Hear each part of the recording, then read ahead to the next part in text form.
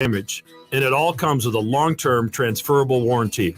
They offer free inspections to walk you through the entire process. Call Everlevel Concrete Repair today. Get our SpringFest doorbusters while you can right now at Lowe's. Shop $5 spring cleaning must-haves from Scrub Daddy, Tide Simply, and more. Plus, save over $1,000 on the LG Smart Top Load laundry pair. Was $22.98, now $12.96. These limited time deals are going fast, so shop them in-store and online today. Lowe's knows spring. Lowe's knows savings. Offer valid through 4/22. Appliances pricing includes all discounts while supplies last. Babes, what are you doing? What? I'm just mowing the lawn. No, it's blazing hot and dry out here. Don't you remember? Smokey Bear says. Avoid using power equipment when it's windy or dry. Where'd you learn this? Oh, it's on SmokeyBear.com with many other wildfire prevention tips. Right. Thanks, honey bear. Because remember, only you can prevent wildfires. Brought to you by the USDA Forest Service, your state forester, and the Ad Council. There's no better thing than to help others in their time of need. John Bishop here to invite you to be an organ and tissue donor at goodguysavelives.com. Anyone can register, regardless of age or medical condition. Donor hearts and lungs save lives. Donor tissue makes recovery from surgery easier. Next time you renew your license, check that organ and tissue donor box or visit goodguysavelives.com. Learn more about organ donation today and see how you can save 8 lives at goodguysavelives.com. Tickets for less. Best seats, best prices, no service fees. Shop ticketsforless.com. KOZN Bellevue, Omaha, Council Bluffs. This is 1620 The Zone. A crossover is crossover dribble. Sing for the crossover. Kyrie Irving, crossover in the lane. One of the most famous crossovers of all time. Behind the back, an ankle breaker on Chris Paul. Crossover. Double crossover. The crossover continues to evolve. Time for the crossover. It's brought to you by Everlevel Concrete Repair in Omaha. Let me start that again. Hey, what's going on? Do that again. Just you pipe down over there. I've done 4 hours. You haven't even started yet. Lock it up. Hey, lock it up. Cornelius, stop. Crossover powered by Everlevel Concrete Repair in Omaha at everlevelconcreterepair.com. Use take 2. There you go. Yeah, that's when the crossover That's the one. Did you ever watch Real Sex on HBO? No, I did. Real God. Sex. Yep, take 2. Yep, I did. Watch that. That's the only place that doesn't only happen in that show. Yep. Gosh, the director The sticks. the sticks. The sticks. Yeah, the clacker. Yeah. Sticks. Like I know that from many shows and many Yep. times. The sticks. Not on air. Like Star Wars, they didn't come in and go, the Death Star to be exploded, take 2. In the director's cut. Only in Real Sex on HBO. Which if you go back and watch, there's some things that, have changed since then. How we view sex. I don't know what you're talking about. It'll be in your queue on. Let's Max. just say that if it aired now, it'd be very boring. That's Really? my opinion. Really? Yeah. So I don't know the question to this. I know you asked it. So Paul Skeens is pitching on Wednesday. Yeah, come on. 11:05. His girlfriend, Livy Dunn, is done. LSU won the national championship gymnastics. More like Livy Dunn. Yep. Livy not compete. She wasn't even on the. Yep. But they won, so her competition season is over. She liked the zoo. Remember when she told me? She goes, "We went and visited your zoo," and I said, "Mine personally." And Congratulations, Gary's Zoo. Your menagerie. People are like, yeah, the Riz was hot between me and Livy this summer. Like her sister, I think she was more enamored with me. I made her laugh more. But she seems like a nice gal. 11:05, boyfriend's pitching. She hasn't been with him since spring training. Time to come to There Omaha. will be probably empty suites. Yeah. More than likely. Okay. Bring her home. Maybe to be out. Good weather, or is that what we're looking at? Yeah, I think. What are we looking at for Skeens Day? Other than Friday, where there could be some I think severe the weather's going to be okay. It's 69 and sunny. Yeah. in We Omaha. just, Pittsburgh on Thursday, call him up, but don't do anything in the next 3 days. That's right. Leave him there. So he can throw his 2 2/3 innings where he strikes and every out pitch is at 100 miles an hour. Yeah, he just strikes out everybody. So that's something to look forward to. Big baseball weekend as well. So Brody Brecht. I know, who was great yesterday against Rutgers. Finally, he did something. Yeah, Iowa, that's a good series for them. Nebraska's got to have a 3-1 minimum week. Yeah. Okay. So they got KU, and then they got the 3-game stretch with Iowa, who now needs some help. Revenge tour. Yes. Revenge tour. But my question is, so yesterday, and Josh, you being the film expert of the building. Oh, okay. You know that Field of Dreams came out yesterday, back in 1989. That's right. I got some issues. Now, that movie is one of my favorites. It might be hokey to some, but sometimes you want to dream, and maybe you don't like your dad. But I like my dad, so I like the movie. Have we ever discussed how bizarre the photo of Kevin Costner on the cover of the movie is, and who stands like that? Let's see. Bring it up, and let's discuss. You got a leg cross. I believe there, without seeing it right now in front of me, there's like a leg cross and then a kind of a lean. There is no one that stands like that. Look at that. I don't know. Yeah, I feel people like used to stand like that in the 80s. What I'm assuming is they no one superimposed normal stands like Kevin Costner did on the cover of Field of Dreams. You could do that against a wall. So I think obviously something superimposed. They've got the field itself and a baseball superimposed. They took that with him standing against a wall like that. Yeah, you're not standing like that with no borders whatsoever. That can't be the first time this has been brought up that people went, that's really odd. No one stands like that. I've never noticed it until you brought it up. Now, the other thing, let's just go around the room here. How do we all feel about our brother-in-laws? Great. I have great brother-in-laws. Incredible brother-in-law. Celebrated my brother-in-law over the weekend. Oh, yeah. Nice. Your brother-in-law. A good guy, a little Your brother-in-law's distant. pretty funny. Yeah. Okay. He knows my brother-in-law. That's fair. He could vouch for him. He's pretty good. Should we have a further discussion on Uncle Mark and how Uncle Mark got a free pass just because he saw the players, when we should be crushing the worst brother-in-law in the history of movies? Well, he's an opportunist. Because he tried to sell the farm. And then we had a child-induced death almost with a hot dog. Yeah, that was scary. And he gets a pass because he saw the players. Look what he did to Moonlight Graham. Yeah. Everybody's like, Uncle Mark. You forget about Uncle Mark. I think Uncle Mark should be scorned more from Field of Dreams than everybody going, oh, he saw the players and everything was fine. I mean, he was the real villain of the movie.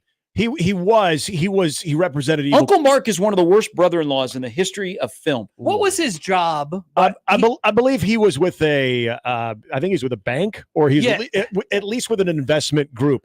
Now, it's pretty badass. He drove a sick Jeep Wrangler. He did. And you know what? When you're driving around the gravelly roads of Dyersville, Iowa, towards the Field of Dreams, you're going to need a Jeep Wrangler. That's the way to get around. Now, was he a villain, or did he really care about his sister because they were in financial hardship? Maybe. He's an opportunist, and he knew that he had some buyers that were willing to get them more than what the farm was worth, and he was just trying to take care of his sister. He was going to kick the family out of their home. Well, that's not a good brother-in-law. But he wanted them to get money for it. Yes, right. He's looking out for them, really. That's kind of why I think, too. Now, he did it in a very aggressive way. Almost killed his niece. Now, that is inexcusable. And he got a pass because he saw players. Every great villain has a little thread that you can pull on that, like, okay, I see where they're coming from. Yeah.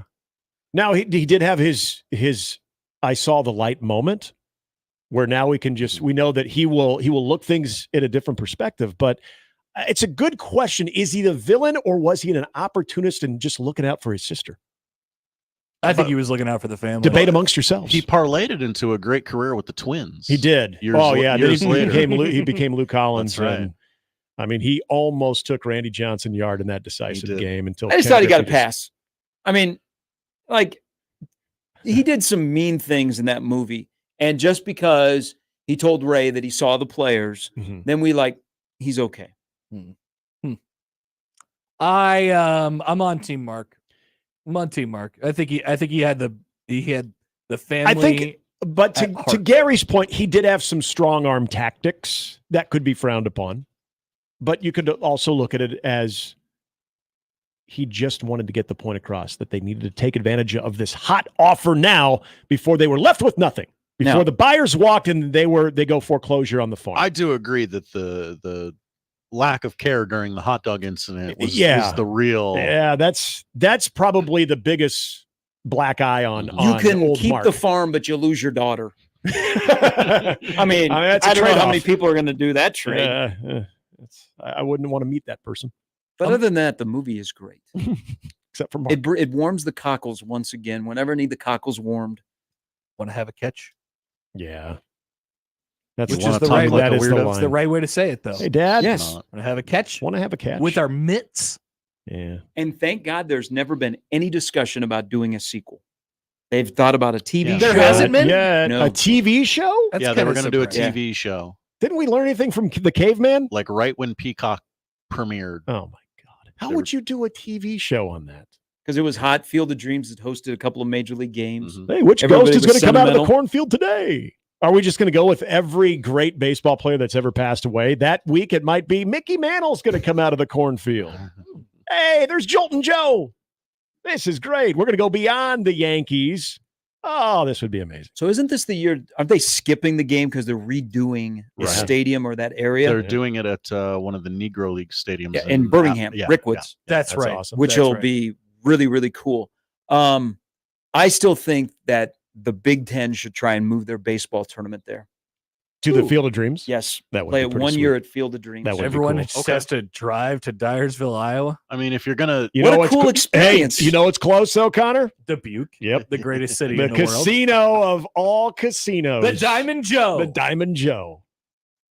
Can't say enough good things about that. It's close. First time but I not- ever won a lot of money. Not really that close. Not close enough. It's still like an hour. It's It's about. But isn't I that think- where teams fly into is Dubuque and then they bus? I would hope when so. they play there? so, yeah. I think it's the probably nearest one. But imagine like the Big Ten baseball tournament. That feels like Big Ten-ish. The Field of Dreams for 4 days.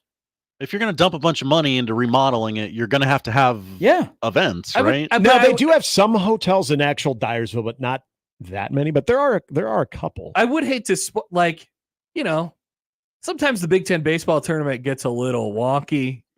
Sometimes there's some bad pitching. Sometimes there's some errors. Some late nights. But wouldn't it be usually a lot of late nights? Yeah, Wouldn't it be I would easier just- to consume in the Field of Dreams Stadium than Yeah. in the Chuck? I just don't want to spoil the Field of Dreams Stadium, though. But you with get to the 2 bad a.m., you baseball. never know who might come out of the cornfield. That's true. You know, 2 a.m. Oh, and- sorry, I thought you guys were done. Yeah, 6 inning. Oh, usually there's no games going on here. Why are I'm you guys sorry. trying to move the Big Ten baseball tournament from Omaha? I would rather be sitting there with an empty stadium at 1:00 in the morning, watching Indiana trying to throw strikes to Iowa somehow, some way. God, that sounds brutal. And it is every year. It's coming up. It's coming up. Is that Ted Williams that's pinch running? Oh my gosh. What are they going to You know do? it's late now. What are they going to do with their pitching? God only knows. They only had 2 pitchers during the entire year. Think of the advantage, like when you're playing like USC and UCLA, they're going to be confused. Oh yeah. Corn? They would Yeah. be confused. Yep. And then they Their would go, surroundings. and then they wouldn't get the whole seed corn discussion, Mhm. and they would go and eat the corn, and they get sick. Hey, are they gonna expand that next year? What are they gonna open that thing up a little bit? Or Oh, is the it- Big Ten tournament. Yeah, because more they than shouldn't. 8. They really shouldn't. They should just. I They wouldn't should be shocked actually if they make go it to 10. less. They should contract it. It wouldn't be the worst thing. I could see them going to 10. They're going to go to 4. They should make it 6. Like, oh, they got more. Yeah, now it's just down to 4. Just wouldn't Wouldn't please. shock me if they go to 10. Top 2 teams playing. for So a they bye. talked about adding an extra day and adding 4 teams, Oh and then my God. doing pods, kind of like the Big Okay. 12 does in the Yeah. SEC. Oh, So you have your pool. Yeah. Pool play. So like if you finish too big. first or second, you don't play until like Friday. Mm-hmm. I remember good old pool play in tournaments. You Yeah. better have like the bracket ends up looking like the WCC basketball tournament or something like that. But you got to have some pitching to make it through 4 straight days of baseball. I don't think that exists. I don't think that exists really anywhere. That was where the legendary status Definitely of not Will in the Big Walsh, Ten. though. You discovered gems like Will Walsh threw against Michigan State last year. Yeah, you're just praying that some freshman who hasn't pitched all year, he's got like 3 innings, he's got a 42 ERA or something like that. Can this guy give us 3 innings now So in you're the most basically- important part of the season? You're hoping you have an Ethan Frazier. Yeah. Yep. I know what you mean. Can this guy show up somewhere, somehow? Can Max Schreiber give us something this weekend? He did throw in high school. Yeah. We saw him throw a bullpen. He ended up starting a Big Ten final, didn't he? Or like it was the Oh, it was the Indiana. no, maybe it was somebody else, but it wasn't that. Not in the Indiana one. He ended up like starting a huge game because it was like their fourth game. They'd come from the losers bracket, and I'm trying to remember who it was against. Maybe it was him, maybe it wasn't. But anyway, yeah, it's tough. It's hard. It's very hard.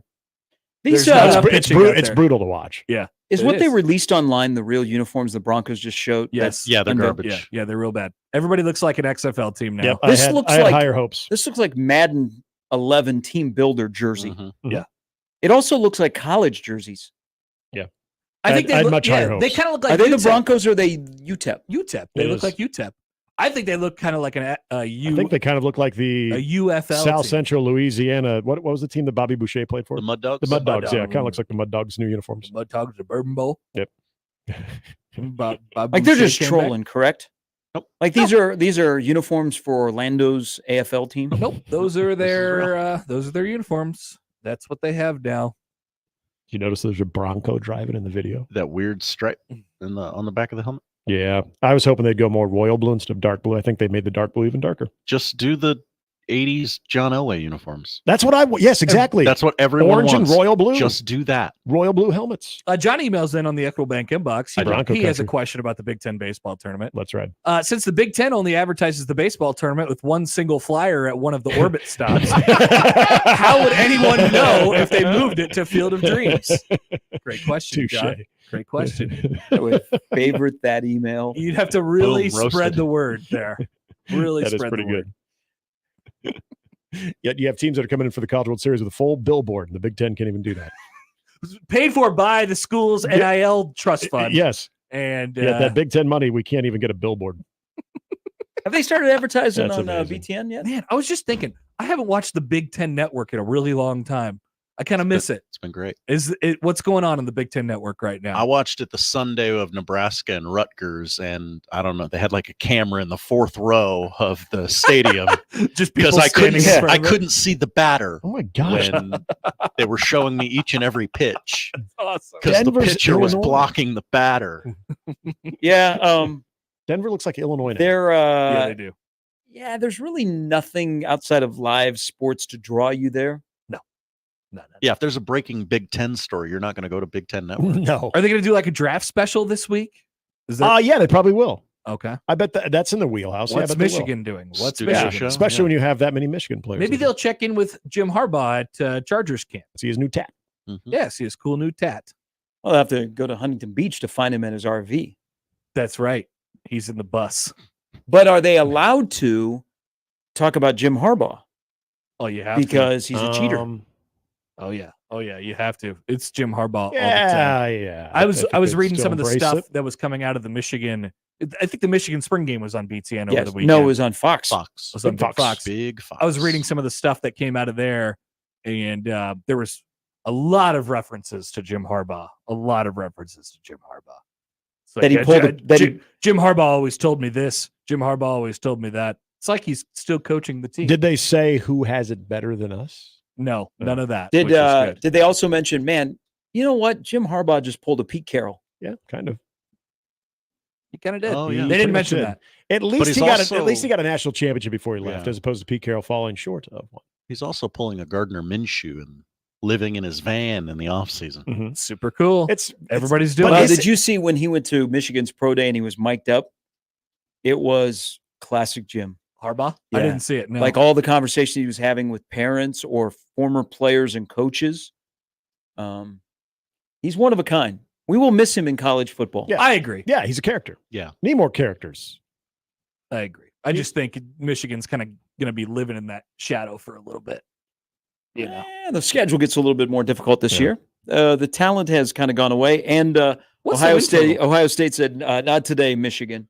Ooh, we good will be question, the beast Connor. of the Big Ten." let's find out. I thought they were 7.5. Yeah, I thought they had the same as Nebraska. Is it really? Yeah. Yeah. Oh, let Well, me their look. schedule is. I don't know. I'm just guessing. They've No, got I thought it was. the reason why Nebraska and Colorado won't be on Big Nude Kickoff is Hell because yeah. Michigan, Texas will be playing. Which is awesome. Give me night game. Well, I think 2:30 CBS. because CBS it goes second. Well, you don't know. Like, I don't. Is that true for that? Well, week for specifically? week 2, I follow this guy who is tied in, I love that. and he thinks that week 2, CBS has the second pick. Peacock has the second pick. Damn it. Week 1.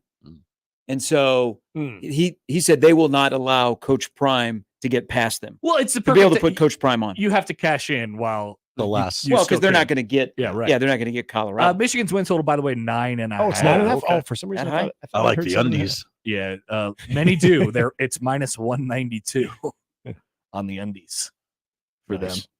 Their schedule. That's if they go over that. I mean, hello, they're going to be in the playoff. But their schedule is going to be one of the tougher ones in college football. Mm-hmm. Who else is up there? Let's see. Does anybody else? So Ohio State is at what? Ohio State is sitting at 14.5, 10.5 wins. Oregon's at 10.5 wins.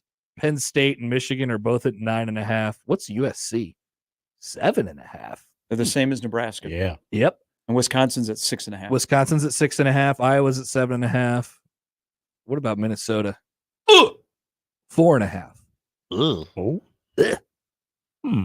PU. Stinky. Well, they'll spend a lot of NIL money at Minnesota and they'll get better players. In Dinkytown. I don't think they will. I don't think they'll get any NIL money. More like a rinky-dink town. Ah! Northwestern on their practice field, 5.5 wins this year. So more than Minnesota. How about that? Yeah. Anybody interested? Northwestern over 5.5 wins. Do not doubt David Braun. Yeah. I'm going to doubt him. As soon as we did. Hey, home field advantage. You walk into that stadium, you're like, where are we at? Yeah. Unfortunately, they still have to play the games. Hey, there's Lake Michigan. I'm going to doubt David Braun. Okay. Northwestern back in the tank. Do it your own peril. I need to read up more on Northwestern. But yeah, that's the problem. You don't know anything about them. Purdue's going to suck too. The Big Ten West kind of just crumbled. Minnesota's going to suck. Purdue is going to be bad again, I think. So you're saying this was a good time to get away from divisions? Split it up, yeah. Also up for topic is Nebraska's quarterback room better than Iowa's quarterback room right now? Well, right now without McNamara, yes, yes, God, yes. I saw a lot of hot takes on old Deacon. Everyone was just like weekend. Because they had their spring game, right? Yeah. Deacon, their spring practice. It was just Deacon's here, I guess. Yeah, there's Deacon getting the number one or getting. So they had to decipher what's what, and would this play have been good if our quarterback wasn't the worst quarterback in the world? If our current quarterback was actually the starting right guard, would this be better? Nebraska had a whole season of that last year, amazingly. I know, but Deacon, not going to be the guy this year. Deke getting some key reps. Well, Cade McNamara. So they said he'll be cleared by June. He is throwing flat-footed, but they showed him moving around. Not good. They need a portal guy. Yeah, they should probably. They need a starting portal guy. They should yeah. I mean, they're not going to get that. Can they get Gronowski from South Dakota State? Maybe they get Noah Walters. Noah Walters in the portal. Have you seen this? I did. I'm interested. I like that guy. I like Noah Walters. I'd sign him up for my team. So you want to live in a day where there could be 3 scholarship quarterbacks at Nebraska that are from Nebraska? And the other one basically has lived here for a period of time? Yes, I do. Nebraska, the best. I wonder if he will reunite with Ryan Held. Oh, that wouldn't be a jump up, though. No, but it would be a starting position. I would imagine that he is probably looking toward the FBS. Right? I mean, he got all these honors his first 2 years in the FCS, so probably jump up a little bit if he can. Group of 5, if that's available to him. Somebody's got to be looking for a quarterback. Sign up Noah Walters. He'll throw it around for you. Iowa should take him. How would you take him being over at Iowa? I would not like that. I would not like that very much because then Cade McNamara would get hurt again, and then he'd come in and. Hey, now Noah Walters early against Florida State looked really good. I know. Yeah, he had a great year last year. And then they decided they had to play the second, third, and fourth quarter, unfortunately. That was bad for them. That ended up being bad for them. Those pesky back ends of games. I know. I know. I mean, just imagine if we only played one quarter, what your record might be. Wow. Yeah, what would it be? Man, really have to go back to the. You're like, hey, we got a flight to box catch. Scores on those. We can't play. We didn't plan to play 60 minutes of football. We came here to play 15. They've got a curfew. They got a travel curfew on college football games now. Let's see what would Nebraska's record have been last year? Oh, let's find out. About 500. Give me some box scores here. All right, so there'd be a couple of ties in there. So Yeah. Minnesota was 0-0. Yep. All right, so we get a tie. Colorado, it was 0-0. Mm-hmm. Tie. This is good. This is a good trend. This is good. Yeah. Northern Illinois, Nebraska was up 7-3. That's a dub. All right.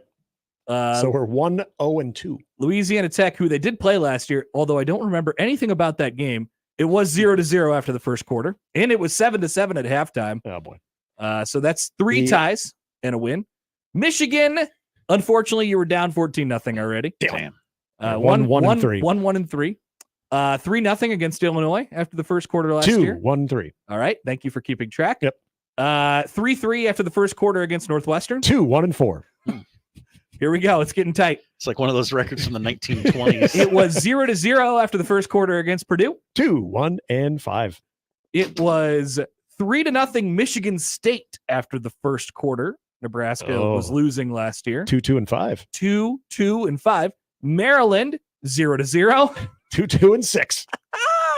Wisconsin, it was 14-0 Nebraska. Oh, thank you, Chubba. 2-6. And after the first quarter on Black Friday, it was, of course, 0-0. That 3-2-7. Is that half of their games where it was 0-0 after the first quarter? Yeah. That's amazing. 3-2-7. Good job.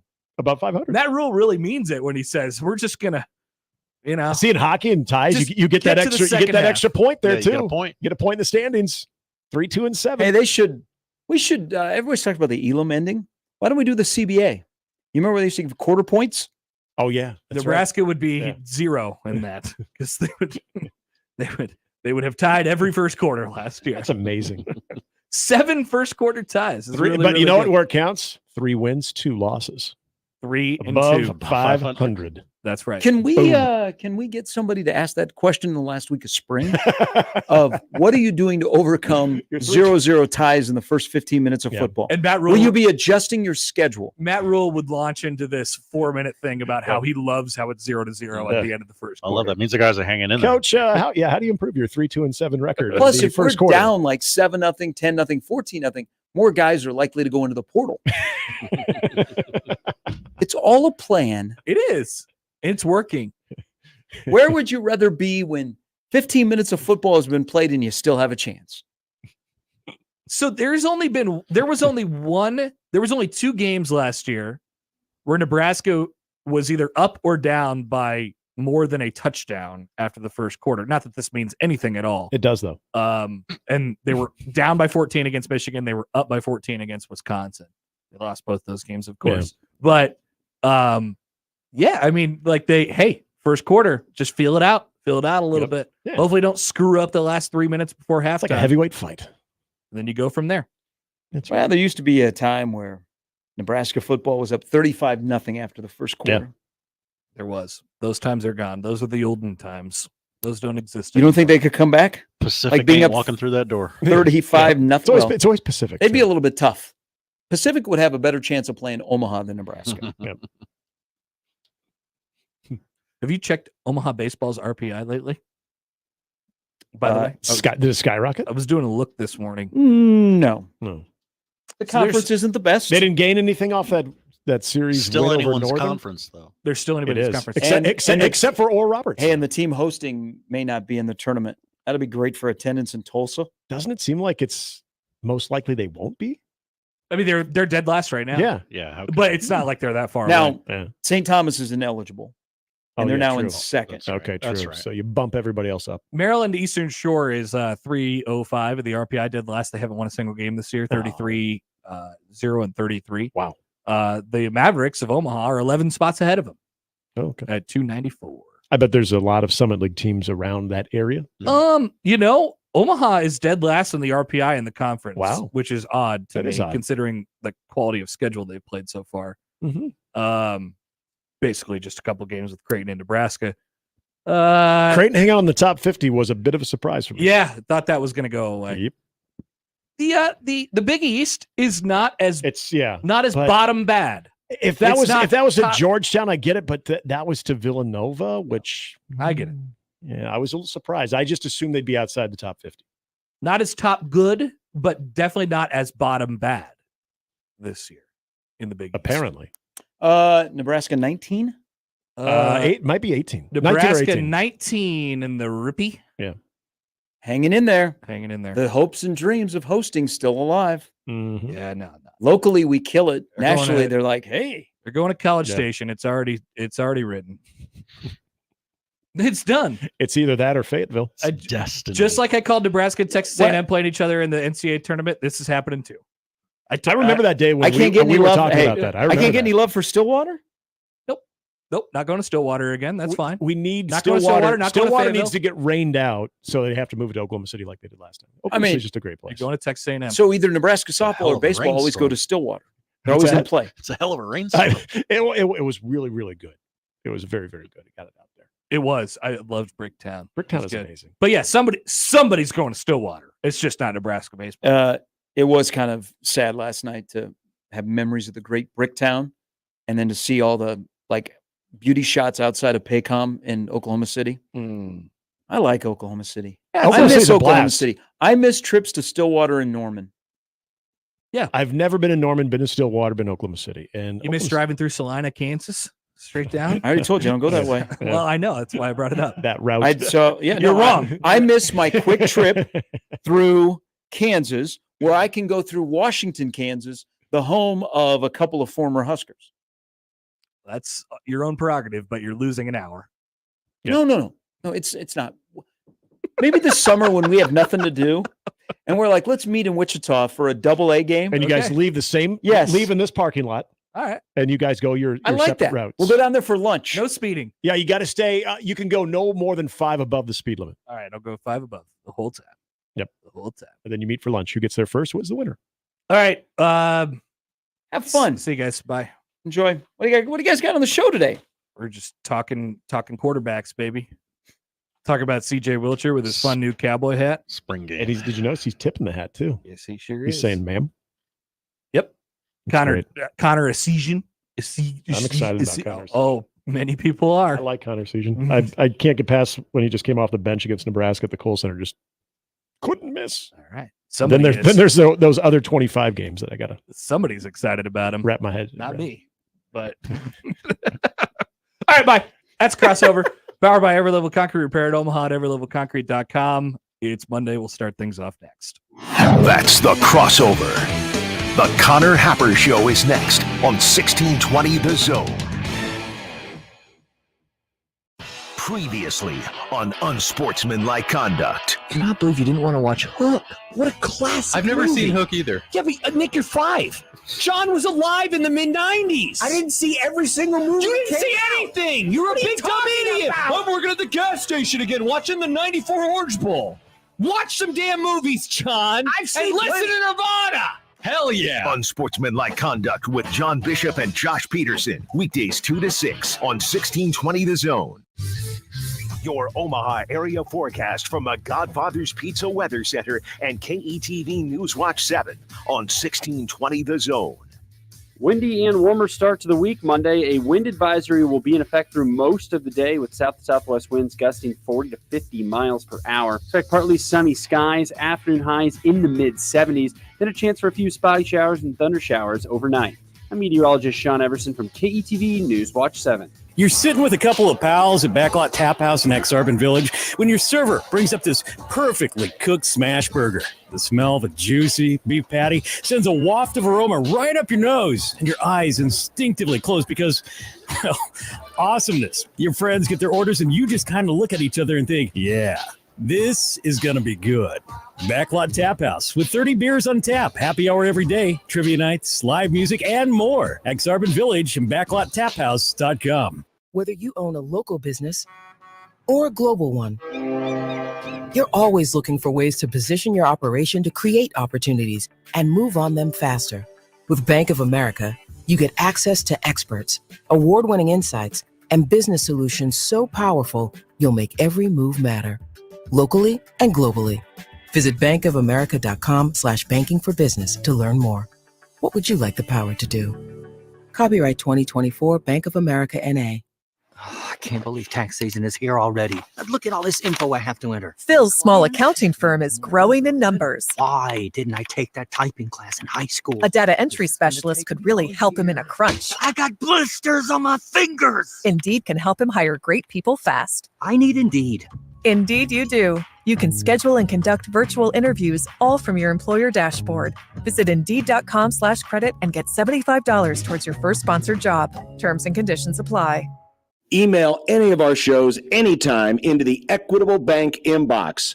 At Equitable, we take banking personally. For me, John at 1620thezone.com. The Equitable Bank inbox from 1620 The Zone. Getting quality employees to fill positions in your company is essential, but finding those people can be a major hassle, unless you use ZipRecruiter. ZipRecruiter makes finding quality people a breeze. And right now you can try it for free at ZipRecruiter.com/radio. With ZipRecruiter, one click sends your job to hundreds of top job sites. But more than that, ZipRecruiter's advanced technology identifies the candidates with the skills you need, sends you a list of great matches to review, then actively invites them to apply for your job. And the results speak for themselves. 4 out of 5 employers who post on ZipRecruiter get a quality candidate within the first day. That's right, the first day. Now you can focus on your business and let ZipRecruiter do the work finding the best people for you. See for yourself. Experience the ease, efficiency, and power of ZipRecruiter for free. Just go to ZipRecruiter.com/radio. That's ZipRecruiter.com/radio. ZipRecruiter.com/radio. Car repair is car repair. Most places you go can change your oil or fix your brakes. The difference is the experience you'll get at Omaha Car Care. We're part of the community. We were born here, and we believe that our relationship with you should be built to last. We're going to consult you, not sell you.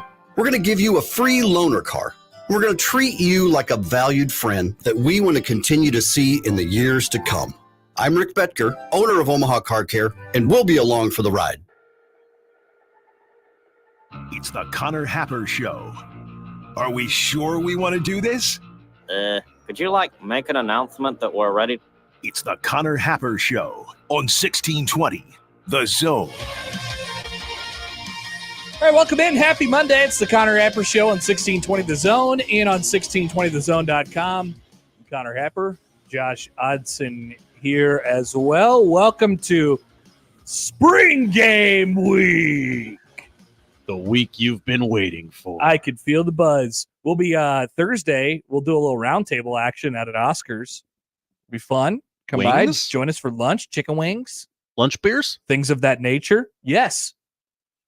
Enjoy your long lunch break and have a brewski with us out at Oscars on 173rd and Center. We'll be serving Kool-Aid from 10 to 2. We sure will be. We'll be talking about young Dylon. There's been a tone shift in the Nebraska quarterback race this weekend. I don't know if you guys have noticed this. Yeah, I think Nebraska is going to try and keep it as close to the vest as they possibly can without saying it out loud. But what they know to be true inside is that Dylon is their Gylon. And that's so how will they approach the spring game knowing that? I don't know. I don't know how much we'll see of young Dylon on Saturday. I mean, a little bit. Like they'll share and it'll be equal. Series. Like how many passes is he going to throw? If you did an over under on passes that Dylan Rhule is going to throw on 6 Saturday, I would have said 8, 9, 10, somewhere in that range. Get to see him he'll do one really cool thing on Saturday, which I'm excited to see what the really cool thing is. That's for sure. Today on the show, we'll welcome Mike Schaefer here in just a little bit. Man, Mike Schaefer drinking the Kool-Aid lately. He's trying to tell everyone that all your fears can go away. The safety of going 8-4 at least is back. Let's go. That's what Mike Schaefer is trying to tell you anyway. Sam McKewon will join us at 1 o'clock. That's the lineup, powered by the Rivalries at John Higgins Weather Guard. We'd love it if you got in touch with the show at Happer Show, at Connor Happer on the JTech Construction Zone Twitter feed. Email Connor or Josh Show at 1620thezone.com on the Equitable Bank inbox. And we say good morning to our YouTube watchers. Hi, guys. Hello. 1620 The Zone TV on YouTube. Also, conveniently located one click away on our website, 1620thezone.com. Theo says pronunciation of Dylon is enraging. Dylon? Thank you. Because I spit hot fire. That's right. Because he spits hot fire. That's why we say it that way. Jeff writes in on the text line. Hi, Jeff. Guessing you guys will be making fun of the next Nebraska ball transfer that happened. Interesting guess. Why would we make fun of a guy named Connor? I do have something to say about Nebraska basketball. I do. And it's not a negative thing. So there's the tease. It's not a negative thing to say about Nebraska basketball. Don't say that I got mad. Don't say that I got mad. Don't say it's a negative thing because it's not a negative thing. It's a positive thing. But if you'll notice, Nebraska in their acquisition of some players out of the transfer portal has maybe lacked a little bit of athleticism. And people would say, well, coming off of that loss to Texas A&M in the NCAA tournament, people forget playing Texas A&M. You might think, oh, we need to get more athletic. We need to get bigger, stronger, more physical. Nebraska has not gone that direction, and I don't think that's a bad thing. Oh, I don't think that has to be a bad thing anyway. I'll tell you why during the show today. We'll hear from Matt Rhule. Matt Rhule. We won't hear this clip, but I do think it was funny. So the last question of the press conference on Saturday after the scrimmage was, "Hey, Coach, who led that 99-yard drive? I heard you had a 99-yard drive. Who led that 99-yard drive?" And he goes, who did lead that 99-yard drive? It was Heinrich, maybe Dylan. I don't really remember. What? Yeah, that's what he said. Matt Rhule has never forgotten a play That's of what I football in said. his life. That's what I said. Meanwhile, he's, how the golf, I saw this video of all the golfers. It was Scotty Scheffler going back through his final round at the Masters. And he was like, well, on one, I hit this, and then I hit this, and then I hit this, and then I putted, and then it was a par. And then he did that for every single hole. And he did it in about like 80 seconds. And I was like, wow, that was amazing. Football coaches are a lot like that as well. They don't forget things. But you asked Matt Rhule, who led the 99-yard drive? I don't know. I had a whole bunch of other things going on. I was checking my tweets. I was doing some other stuff. So, yeah, I don't really remember. It very well may not have been Dylan Raiola who led that drive. But Matt Rhule didn't remember, and I thought that was pretty funny. So we'll hear from him during the show. I like how he started off by saying he also started off the press conference by saying he wasn't resting guys, but all the old guys who have played a lot of snaps for Nebraska are sitting out right now. He's not resting guys because I don't want to say rest because that sounds soft. So he wasn't resting guys, but they were not practicing. Some of the older guys. I banned them. Yeah, they're just not playing. It's not rest. They're just not playing. They cared too much, so I said, "You got to dial it down, guys. It's spring." But we'll get into the quarterback and the timeline. His comments on the running backs, which were sort of interesting and maybe a little bit illuminating as well. And his whole bit about why would you go anywhere else, which was making the rounds over the weekend. We are getting into the season where we'll start hearing about game times for college football games. And we did get one over the weekend, and it may affect Nebraska. Texas and Michigan are going to play on Big Noon Fox on Saturday, September 7th. That is the same day as the Nebraska-Colorado game. So Nebraska-Colorado will not be Big Noon Fox. Where might it end up? If it's a night game, brace yourself. Buckle up. It's going to get nasty in there. Not enough liquor in the world. I love it. If we can get that, that would be the best thing to happen to Nebraska football in a long time. Do that. Please do that. We'll get some big picture comments. Troy Dannon on Memorial Stadium. I got to take responsibility for a poorly executed thing that I tried to do yesterday. We'll do that in here in just a second. I'm very intrigued by this story. Beer at the ballpark. NFL Draft Week is here. Nebraska and Texas A&M just connected at the hip forever and ever with C.J. Wilcher moving over to Texas A&M, and now he wears a cowboy hat and says "Gig 'em." That's just what you do. This is what you do. All right, that is the setup for the show. Okay, yes, personal accountability, Josh. So yesterday, well, actually, this started Saturday night, and I was watching some NBA playoff games, and somebody was talking about DeAndre Jordan, and I thought DeAndre Jordan is probably one of the few guys that played a college that's still in the NBA that played a college basketball game at the Bob Devaney Sports Center.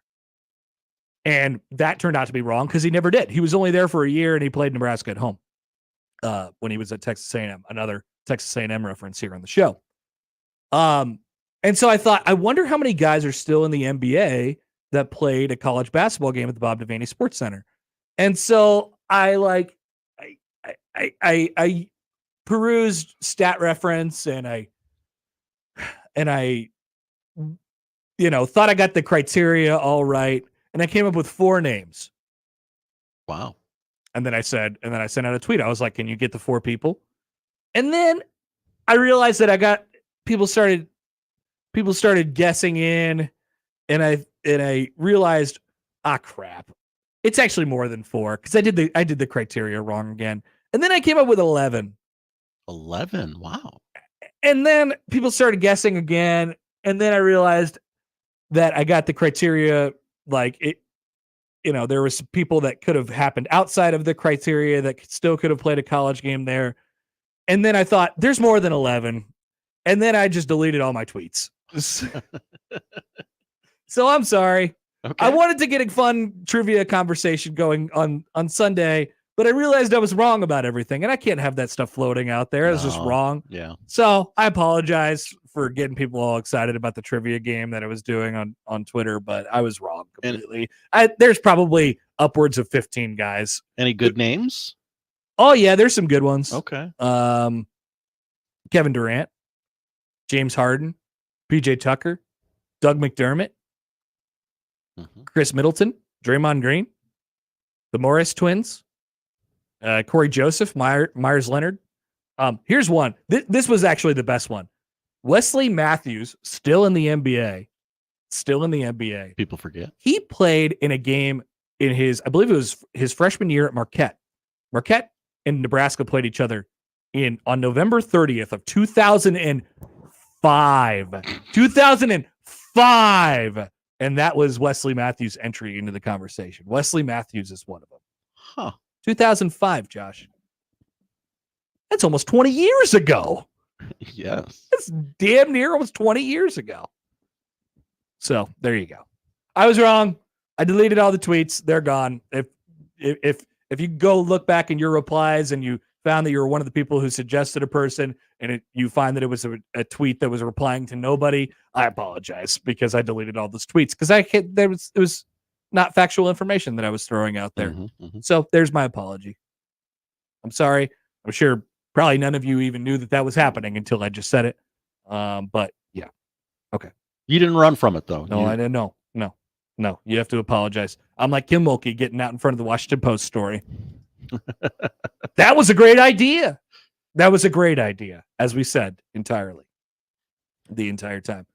All right, we'll come back. We'll discuss some of the things that Matt Rhule had to say from over the weekend. Nebraska ball ads, like I said, plenty to come. Mike Schaefer will join us at the bottom of the hour. It's the Connor Happer Show on 1620 The Zone. Omaha's most listened to all sports radio station. Again and again and again. 1620 The Zone. Get your family ready for warm weather driving and save with Money Saver April tire deals at Jensen Tire and Auto. With 21 convenient locations throughout Omaha and in Lincoln, Fremont, and Council Bluffs, drive in today and save up to $200 when you buy a new set of 4 Goodyear tires with the Jensen Drive-Out Package using your Goodyear credit card. Save up to $100 on new Cooper tires and up to $70 on a new set of General tires. Click on JensenTireandAuto.com for complete details on all of Jensen's fantastic April tire deals. With 21 stores to serve you, your next new set of tires are close by. And so are the savings, including Jensen instant rebates on new sets of 4 select Continental, General, Maxxis, and Kelly tires. Check out all of Jensen's Money Saver April tire deals at JensenTireandAuto.com and to request an appointment today. Jensen Tire and Auto, locally owned and family owned since 1973. Limited time offer. See store for details. Let's go on a fishing trip you will be talking about for years. The best walleye fishing trip ever. Join me, Crash Davis. We're going to travel to the walleye capital of the world, September 15th through the 19th aboard a deluxe motor coach. Travel with me to Ballard's Resort on Lake of the Woods. Pricing includes round-trip motor coach transportation, 4 nights lodging, 3 days of fully guided walleye fishing, and all of our meals. Go fishing with me, Crash. Your best trip ever. Sign up at ballardsresort.com. ballardsresort.com. And set the hook. eBay Motors is here for the ride. 120,000 miles of night drives, daily commutes, and who knows how many. Are we there yet? Through countless fixes, elbow grease, and a new radiator, you kept your ride alive. With eBay Motors, you have over 122 million parts to keep it running. And with eBay Guaranteed Fit, they'll be the perfect fit every time. Plus, at these prices, well, we're burning rubber, not cash. Keep your ride or die alive at ebaymotors.com. Eligible items only. Exclusions apply. It's time for the 2024 NFL Draft. NFLShop.com has everything you need to welcome the newest class of rookies with the largest assortment of officially licensed draft gear for all 32 teams. Shop official New Era draft caps, draft t-shirts, jerseys, and more. Get ready to rep the newest members of your team for the 2024 season with an unbeatable selection of gear to showcase your team pride and style. To shop now, go to NFLShop.com. What's holding you back from learning the language you've always wanted to speak? Too hard. Takes too long. Not with Babbel. Babbel's lessons take just 10 minutes a day. 10 minutes isn't long. Nope. And they're fun.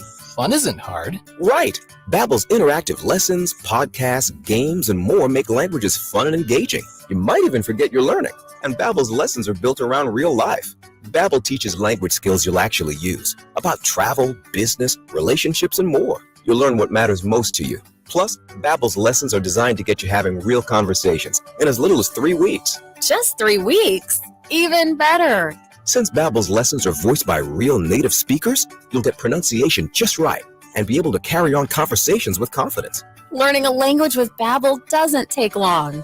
And with Babbel, it isn't hard. It's perfect. Get Babbel. It starts here. Go to Babbel.com to try for free. That's Babbel.com. Babbel.com. Babbel.com.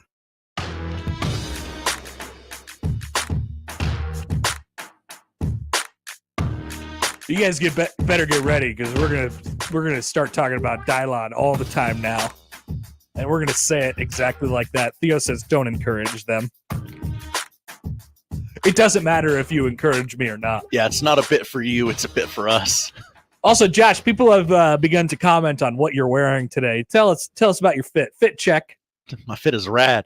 It's a Star Wars shirt, and interesting. I don't know. What are some of the things that are happening on there? I don't know. Do you know about a Star Wars? I do know about a Star Wars. Okay. There's a Stormtrooper. There's a Chewie. There's a Yoda. There's a Darth Vader. There's some TIE fighters. There's an R2-D2. There's a Millennium Falcon on it. That's a lot of things. It's a button-up. All right. Shirt. I wouldn't call it Hawaiian. It's not Hawaiian. I mean, it's Hawaiian themed. Style. Hawaiian style. Yeah. Not themed, I guess. Yeah. Saved by the Bell Hawaiian style. And so Josh also mentions on the YouTube, his little comment there, that he ate a Cubano.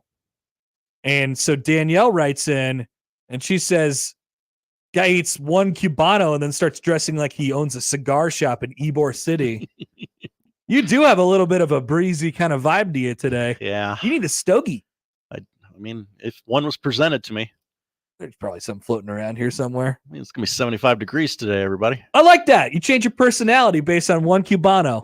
It's Monday. Josh sends me a pic. Josh probably started texting everyone he knew on Saturday when he was eating this Cuban sandwich. One picture. He goes, check out this Cuban. He just sent me the picture. Mm-hmm. Here's what he sent me. You sent me a picture of this Cuban sandwich. Beautiful Cuban sandwich. And because he knows that I start getting a little excited when I see sandwiches. I loved Connor's response. It was where, not where, not where question mark, where period. And he told me where. Mm-hmm. And just so now I have that knowledge. Yep. In my head. You can get a Cuban. This is attainable. It's not a long drive. You don't have to drive to the other end of town for this Cuban. Yeah, we lost a great Cuban in town when we lost the Hunger Block. Yeah. And so now, we're kind of just on the hunt. I'm always looking for a good sandwich. Need a new regular Cuban. Also, one of the best Caesar salads I've ever had in my life there. Oh. Same place. Okay. You don't go places for Caesar salads usually. But I love a Caesar salad. It's good. Amazing Daniel writes in on the previous segment. Hello, Amazing Daniel. Quote, and then I realized I was wrong about everything. Connor Happer. Finally, he says. Hey, you gotta take some responsibility, that's all. People gotta start calling Dylon.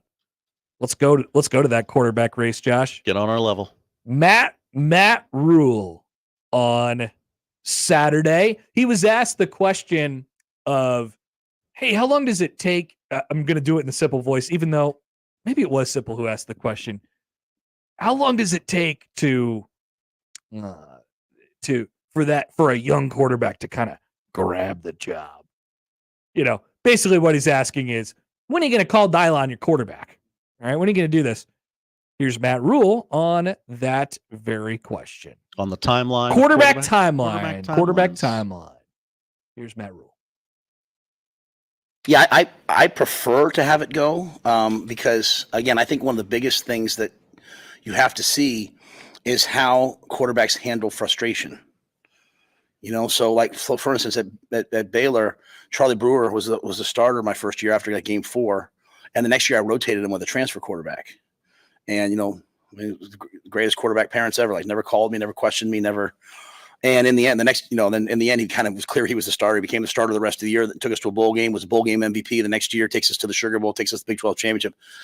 If a quarterback never has a bad day, or he has simulated bad days, so he might have a bad day at practice. But if they know they're the starter, like I want them to have to fight for it and earn it. And so I heard Eric Spoelstra. There's a thing he was talking to guys in the locker room again in the playoffs. He's like, how much he values, things that you can't buy and things that you have to earn. And I just like that concept. So I want the quarterbacks to feel like they have the race, and all of a sudden I want the other guy to come along and try to challenge him. I think it'll elevate all of us. And then when we know, but I wouldn't anticipate us saying, hey, this guy is the starter like today, because I thought all 3 quarterbacks went out there today and said, hey, I can be the starter.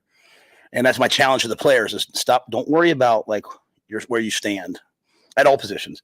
Don't worry about how much opportunities you're getting. Just worry about what the tape looks like. Do you look like a Big Ten winning quarterback? Do you look like a Big Ten winning left tackle? Do you look like a Big Ten winning D tackle? And if you do, your time will come. So that's a long, very philosophical answer, but I would say it would take a while because I just think there's so many guys doing good things. I want to give them a fair shot. There you go. There's Matt Rhule after the scrimmage on Saturday, but the tone coming out of it from people who were there and watched, and we got the 40-second whatever video recap afterwards, and we saw Dylan Raiola, Dylon do some pretty good things in that video.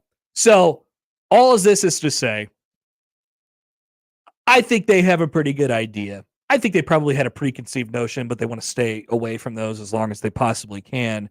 If you are looking for an announcement to have like a day of celebration and you want to say, man, it's today's the day and the new era begins, you're going to have to wait a while.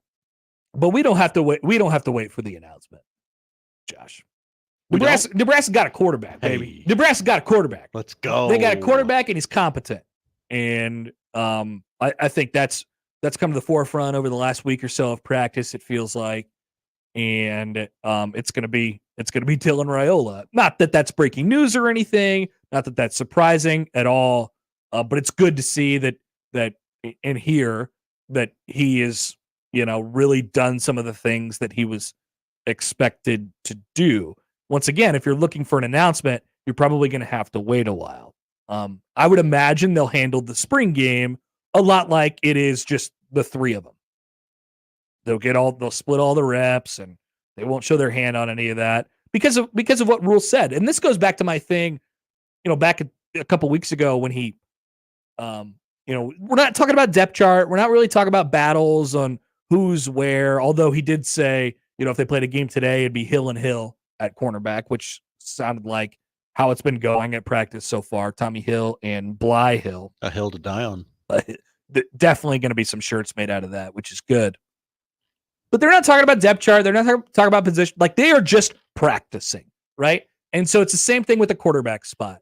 Although I think we're going to have a pretty good idea of who leads that pack coming out of spring ball, and you might get a sense of that after Saturday's spring game. He's not going to say it out loud because he wants to, keep them kind of going, make the guys who aren't Dylan Raiola feel like they're in it, and then make Dylan Raiola feel like he still has work to do to jump out in front. That's a good thing. And the only way you could do it is more like I think it's a really good thing. This is retrospective. We were talking about Nebraska adding quarterbacks in the offseason and if they were going to bring in like Casey Thompson or whoever else. I actually really love that Nebraska has only had those three guys to deal with those scholarship guys to deal with in the spring, because it's enhanced all of their reps. They've each gotten more time. Like, these are, we talk about the importance of spring ball. The importance of spring ball is just that, especially for freshman quarterbacks. Just getting guys as many reps as they could possibly get, making them, giving them the time to feel comfortable, having the defense adjust to you. Nebraska has a pretty good defense. I don't know if you've heard this. Having the defense adjust to you, and then figuring some stuff out, fail a little bit, screw up a little bit. But Matt Rhule did say after practice on Saturday, and we'll go back to the clips here, Josh, that it was the most dominant day on offense ever. Interesting line. It is in there. Here's Matt Rhule from Saturday. This was the most dominant day we've had on offense ever. I mean, this is the first time we've ever at practice. I mean, the first time ever, like, I don't know, might have been 8, 9, 10, 12 touchdowns out there today. So explosive plays, big plays. I think we had one fumble late, with the threes. But I thought the ball was protected. Now, in all fairness, we're not hitting the quarterback, and I'm letting a lot of plays extend. So we might go back and say, well, that would have been a sack. I don't want to sound the alarm. It's just, the ability to throw and catch the ball, and guys making plays after the catch has been good. We didn't run the ball. We had one long explosive run, but on offense, by far the best day we've ever had since I've been here. How did the quarterbacks play a role in that? How did they perform? I thought all three quarterbacks played really well. Yeah, I'd like to watch the tape to be able to talk about specifics, but we started with the ball on the -1 with the ones and had a 99-yard drive. We had some long drives that the quarterbacks excelled at taking what was there, getting out of the headset's it's transformational. It's transformational what you can do. So we have guys who are used to doing that, and Sat and Glenn and Garrett. So I thought the quarterbacks all played really well, but again, with young quarterbacks, I have to go back and watch tape, but we'd run around the pocket with one hand on the ball, and then we get in the game in the season, and all of a sudden those are going to be fumbles, right? Again, talking about limiting the lowlights. When you can't hit the quarterback, it's hard to tell, but a lot of really good things. So there you heard the reason why he didn't tell us who led the 99-yard drive, because he had already established this was before the end of the press conference. We had already established that the 99-yard drive was run by the ones. Mm. Who was the one? Maybe it was Heinrich. It was, I don't know. Yeah, whatever. Something like that. But the most dominant day of offense ever, led by a little bit of good quarterback play. And here's the big thing. And I'll mention this every time we talk about expectations for Dylan Raiola or what we expect of him. We don't need him to be spectacular. I like, we see some of the throws that come off in the highlight videos, and you're like, whoa, he can really, really do some things. Obviously, I'm looking forward to that. But I don't think it can be understated about what Nebraska did not have last year, just in terms of competency. I actually, what's funny? I actually think they got some of the upper end stuff. They were just a boom or bust offense last year. Like, Heinrich made some really good throws down the field. Chuba Purdy busted off some pretty good runs, in that Wisconsin game. They got some of the boom in that category, but they got a lot more of the bust from all three of the guys who played quarterback last year, whether it was Sims, Purdy, or Heinrich Harbaugh, only one of which who is who's still here. And so I'm when you see like the super impressive kind of Mahomesian throws, I love it. I think that's great. That's not the stuff, weirdly, that is going to get me excited about this team. It's just the normal stuff. It's just the regular stuff. And giving Nebraska's offense the ability to function in reality instead of scheming up however many plays in a row just so you could take a deep shot to Jalen Lloyd, and 33% of the time it hits because it's a good throw and he got open. Nebraska will still have that to their offense this year because they got a quarterback who can do that type of stuff. But it's the short passing game. It's getting the ball out quick in the screen game. It is, having the receiver core that can get you to the point where you can make those plays happen. That's the stuff that I'm excited about. And it sounds like Dylan Rhule has checked some of those boxes as well. Can I tell you the thing that jumped out to me from that quote? Yes, you can, Josh.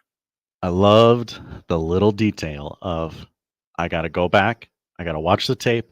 I got to make sure that they had two hands on the football. I love that.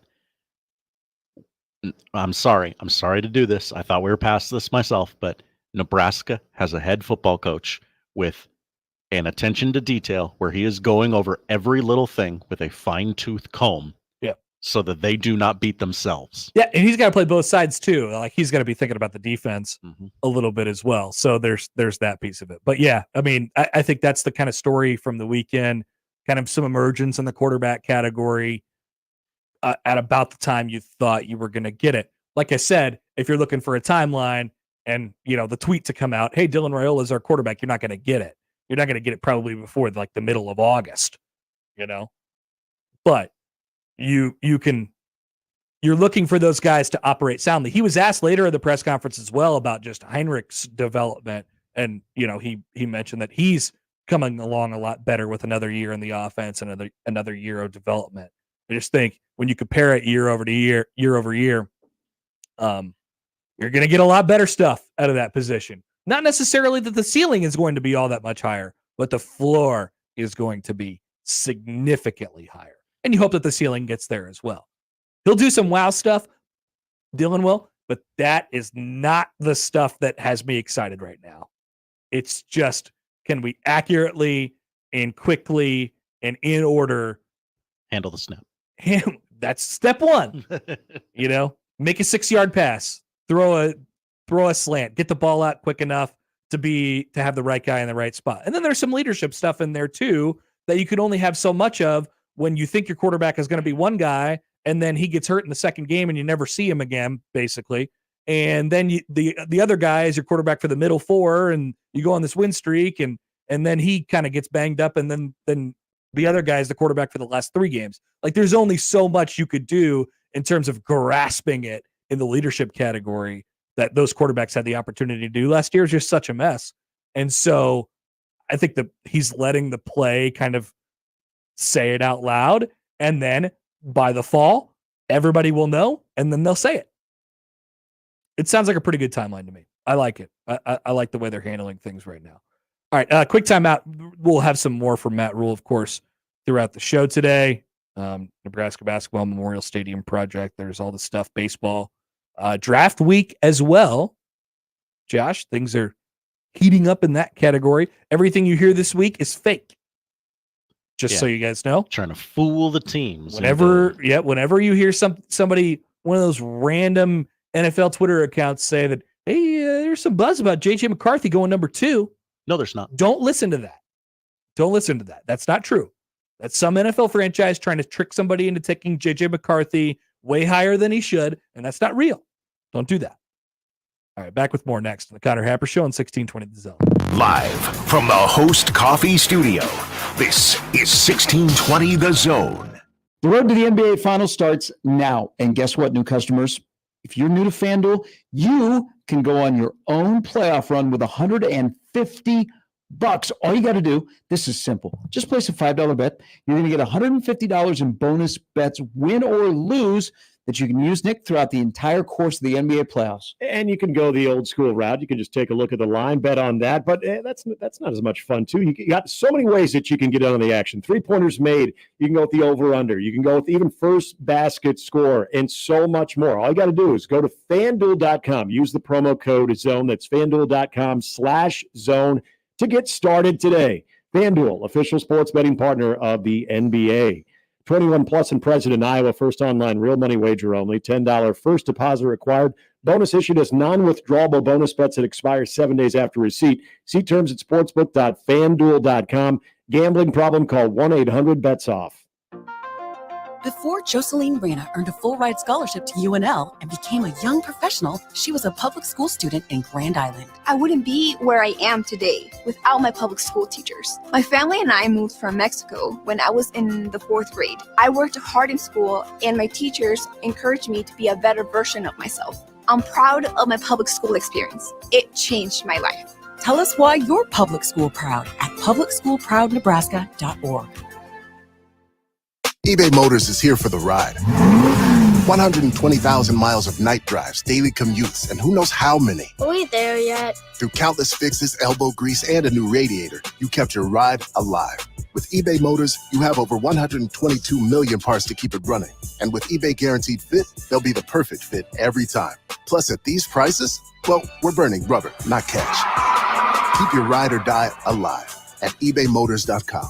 Eligible items only. Exclusions apply. There are any number of reasons you might consider selling your home. To move closer to family, live within a smaller budget, or just wanting a change of scenery. Whatever your reasons, having to figure out all the various housing market trends in your area may not be what you signed up for. That's where an agent who is a realtor comes in.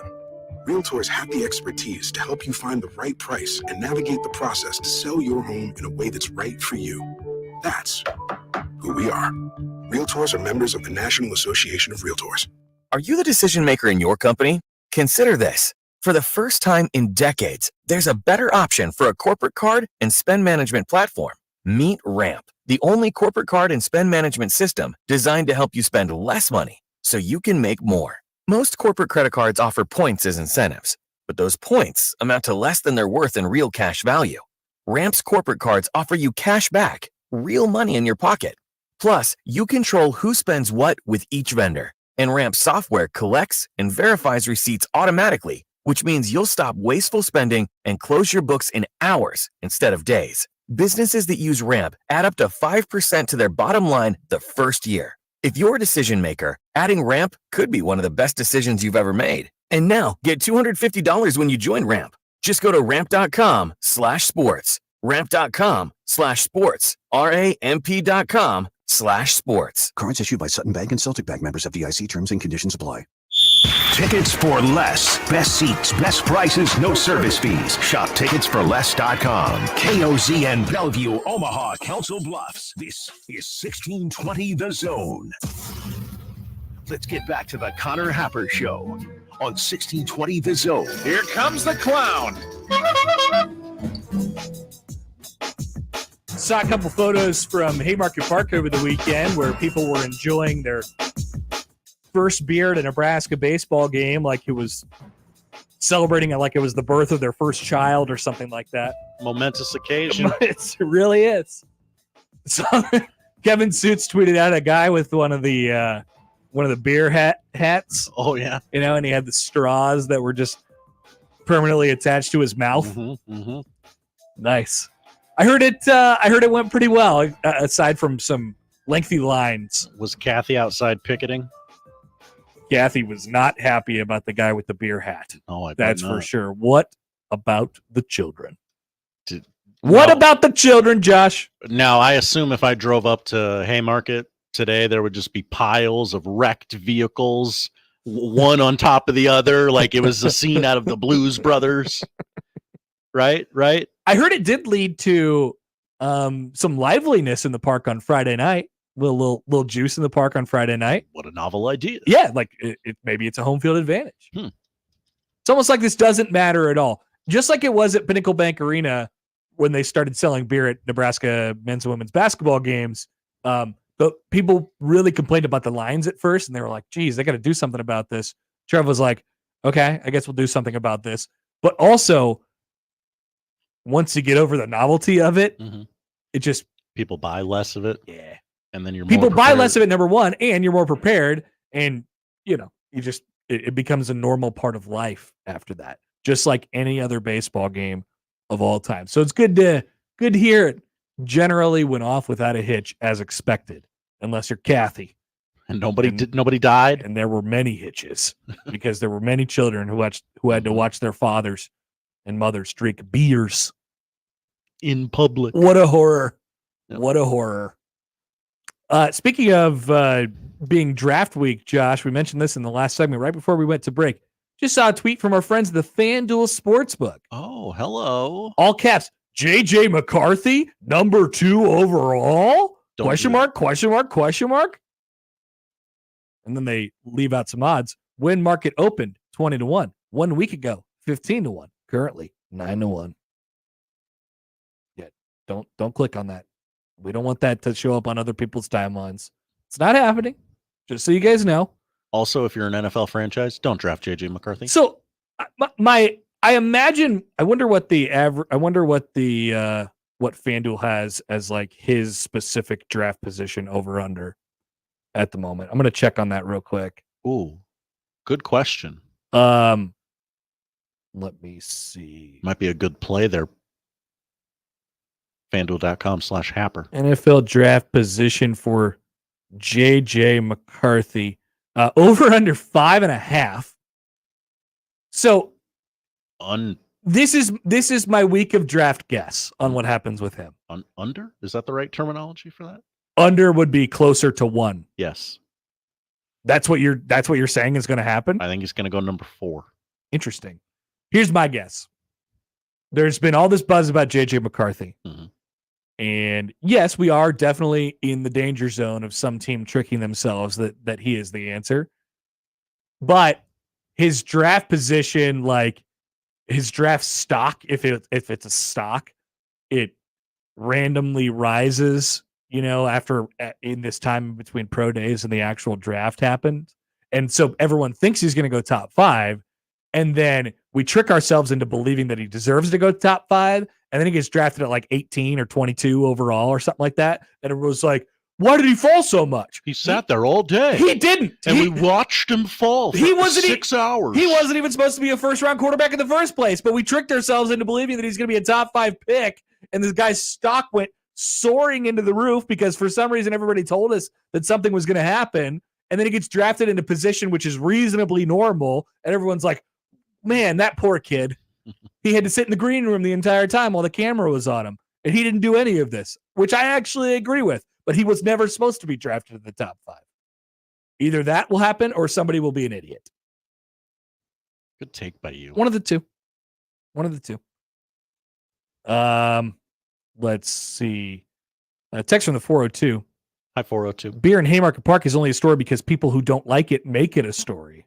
Kathy. I don't necessarily disagree with that.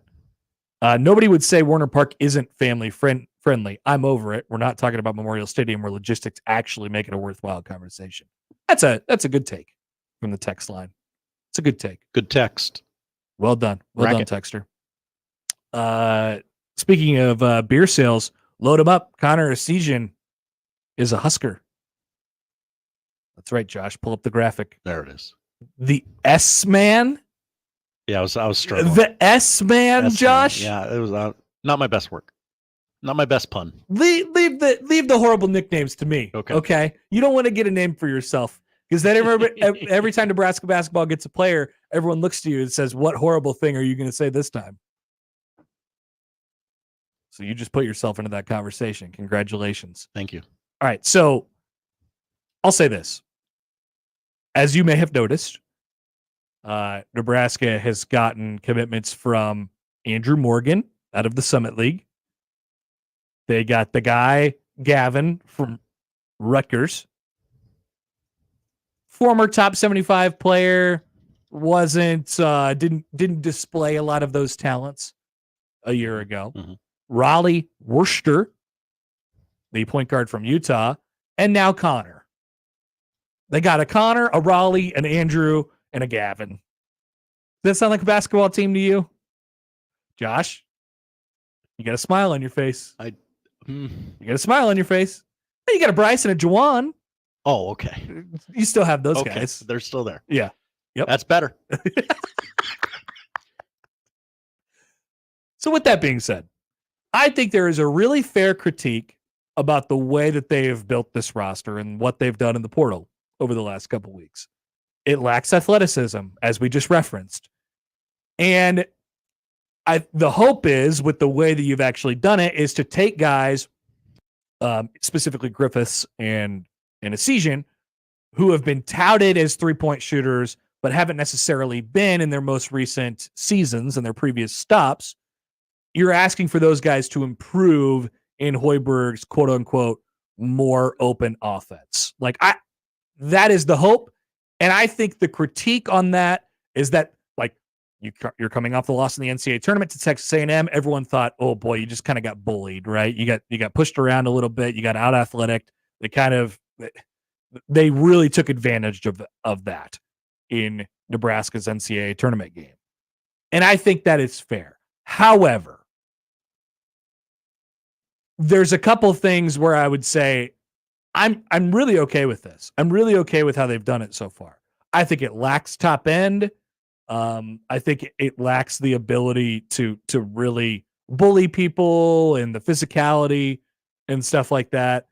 I think that's true, but also I will say that I'm okay with it. I once again think that this is about raising the floor. If they drop down and go below 500 next year with a bunch of guys who are like athletic projects, and then we're talking about, and it doesn't come together for whatever reason, then we're talking about Hoiberg getting fired again and the whole thing gets off the rails, right? Get yourself into a spot to be playing competitive, meaningful basketball in February, let the chips fall where they may. That should be every season for Nebraska basketball. What they've gotten is a little bit of experience, a little bit of know-how, a little bit of skill, and a little bit of shooting. And I'm okay, like, that's how they've done it over the last 2 or 3 years. Maybe they had a couple more like dudes, that will really attack you on the defensive end. I guess what I'm worried about is Nebraska right now on said defensive end. But with that being said, you don't have to play Texas A&M every night, just to use Texas A&M as kind of the athletic boogeyman in this case. Sure. You don't have to play them every night in the Big Ten. You don't. Like, what you see in the Big Ten is a lot of brute force without pressure and shooting and skill on the perimeter. That's what you get in the conference. It's not like you got a bunch of dudes who are just pressing all up on you and you have to be the most physical team in the world to like withstand this. You don't get that every night in the Big Ten. So I'm fine with the way that they're building their team.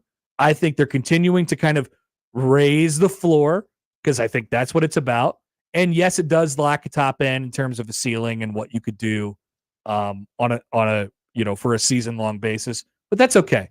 Nebraska could play their way right into being right where they were last year, 7, 8, 9, 10, 11 seed, somewhere around there. And that is a reasonable thing to get with the group that they have right now, plus hopefully one more in the transfer portal. I am fine with the way they build it. I think it's going to be hard. I think also in terms of player acquisition, I think it's hard for Nebraska to get established guys in the portal, right? Established. Definitely. Like this guy's going to be a first round pick next year. Because, think about Chucky. Like, why isn't Chucky going to go to Nebraska? Because Chucky just got done playing 3 years at Wisconsin. He went to the NCAA tournament last year. He wants to go to the NCAA tournament and he wants to win in the NCAA tournament. Like it or not, that's why he's not going to Nebraska. And I don't know where maybe he ends up at Kraton, maybe he ends up at Michigan State, maybe he ends up at wherever Chucky ends up. Wherever he ends up, just know he's going to go somewhere with some established cred. Like they would have won NCAA tournament games in the last couple of years. That's my guess on what happens with Chucky. That's where he wants to spend his last year of college basketball. Nebraska, frankly, just doesn't have a history of that at this point. And because of that, they've gone after some guys who, like I said, raise the floor. And until you do that, it's going to be hard to come up with some of the top guys that they want out of the portal. I think they've done as good as they can with what they have and what they have to offer at this point. I am fine Very few critiques on what Fred has done so far, although I understand the opposition. Stock up on the Band-Aids, am I right? Got a bunch of bleeders on this team. Oh, they got more bloody guys? Probably. Who's bleeding now? All the white guys. Is that what happens? The white guys? Those White the guys guys who just get all bloodied up. Charles writes in. Hi, Charles. With a lot of things. Let me roll through them. Mm-hmm. A lot of lunch pail guys. Gonna have a lot of coaches on the floor. Mm-hmm. A lot of high IQ guys on the floor. Definitely. It's a bunch of gym rats. Oh yeah, pack a lunch. Just get ready for that next year. I can't wait till Stephen Bardo does a Nebraska basketball game. He's gonna be like, this group is just gritty. Sam Hoiberg's still on the team. We'll see what happens with Mast, and then maybe you get one more guy. It's a coherent basketball team, right? But like everyone has these dreams about how they can rebuild in the portal. I like Nebraska having an idea of what they want to do and then doing it rather than just saying, let's go shoot shots at the best 7 guys in the portal and see if we can get one of them. And then don't end up with them. And then you're on the back end, you're like, crap, what are we going to do now? Mm-hmm. Like, I like them knowing what they want and figuring out a team based on what they can reasonably get. I like that. Joel writes in. Hi, Joel. He says Worcester is a really good defender, and Tominaga and Wiltshire were terrible defenders. What they've gotten are improvements on that part of it. Yeah, no, I like I said, it is a coherent basketball team. I understand the complaint. To be clear, once again, I'm not mad. Don't put it on the internet that I'm mad. Once again, not mad. Danielle, another one. Some of these guys are deceptively fast. Some deception in that, Josh. Sneaky fast guys. Oh, here. Okay, Jeff, come on. We were going to go the whole segment without saying it.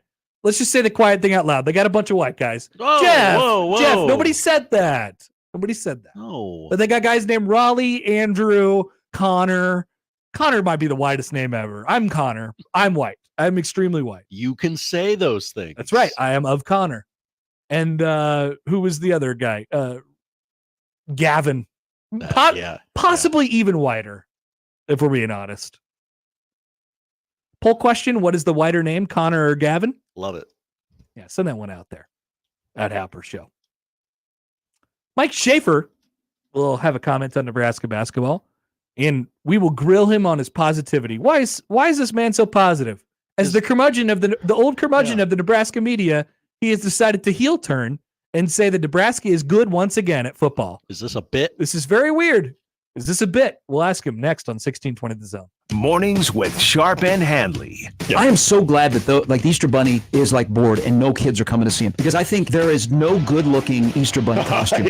Right. This is my yearly TED Talk. The Easter Bunny costume is the most hideous costume around a holiday that is out there. It's true. And so, good on America that has stood up against throwing your kids on a stranger's lap that is wearing a hideous bunny costume. We can do better. We are doing better. Okay, thank you for stopping by. Mornings with Sharp and Handley. Weekdays 6 to 10 on 1620 The Zone. Your Omaha area forecast from the Godfather's Pizza Weather Center and KETV Newswatch 7 on 1620 The Zone. A wind advisory remains in place for much of eastern Nebraska and western Iowa until 4 o'clock today. Gusts up to 40 to 50 miles an hour are possible. High of 78 this afternoon with a slight chance for a shower late this afternoon and evening. Mostly cloudy tonight with a 30% chance for a stray thunder shower. The Connor Happer Show returns in minutes on 1620 The Zone. Hi, this is Doug Nodgard with Equitable Bank. Great service never goes out of style. When the digital age dawned, many said computers would be able to handle many of the interactions that used to take a person. Boy, were they wrong. How many times have you called your bank and gotten a recording to press 1 or 2? Not at Equitable. Not only does Equitable answer your call in the first ring, it's answered by a human being. That's because Equitable Bank values its customers. Equitable Bank, we take banking personally. Member FDIC. Let's go on a fishing trip you will be talking about for years. The best walleye fishing trip ever. Join me, Crash Davis. We're going to travel to the walleye capital of the world, September 15th through the 19th aboard a deluxe motor coach. Travel with me to Ballard's Resort on Lake of the Woods. Pricing includes round-trip motor coach transportation, 4 nights lodging, 3 days of fully guided walleye fishing, and all of our meals. Go fishing with me, Crash. Your best trip ever. Sign up at ballardsresort.com. ballardsresort.com. And set the hook. With Spring Black Friday savings at the Home Depot, you can get up to $2,300 off select kitchen packages from top brands like GE Profile. That means you can save on a new GE Profile smart quad door refrigerator that's full of convenient features like a dual dispense autofill pitcher and an ice dispenser with up to 12.5 pounds capacity.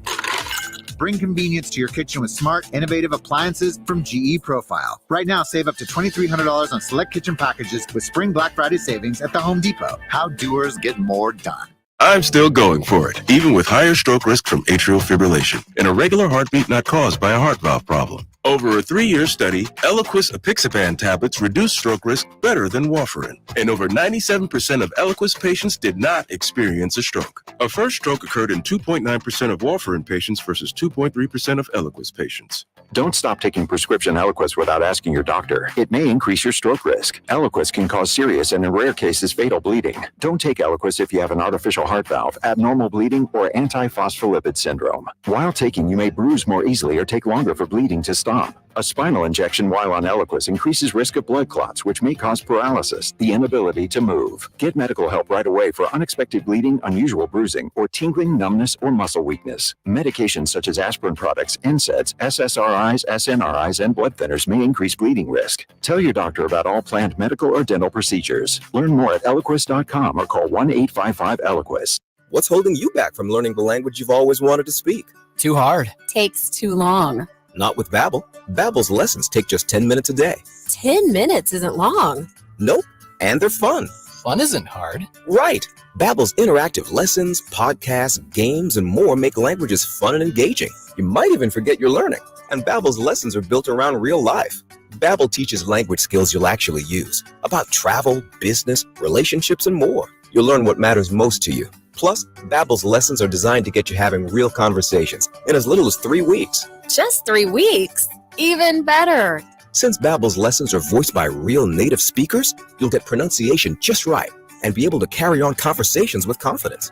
Learning a language with Babbel doesn't take long. And with Babbel, it isn't hard. It's perfect. Get Babbel. It starts here. Go to Babbel.com to try for free. That's Babbel.com. Babbel.com. Babbel.com.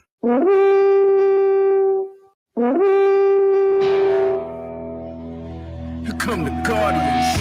Yeah, I have statistics to back up that we have people that listen. Mike Schaefer. Anytime there's sort of a debate as to who can do something, Happer would always put his name forth, for sure. Husker 24/7 on the Connor Happer Show on 1620 The Zone. I could be a star.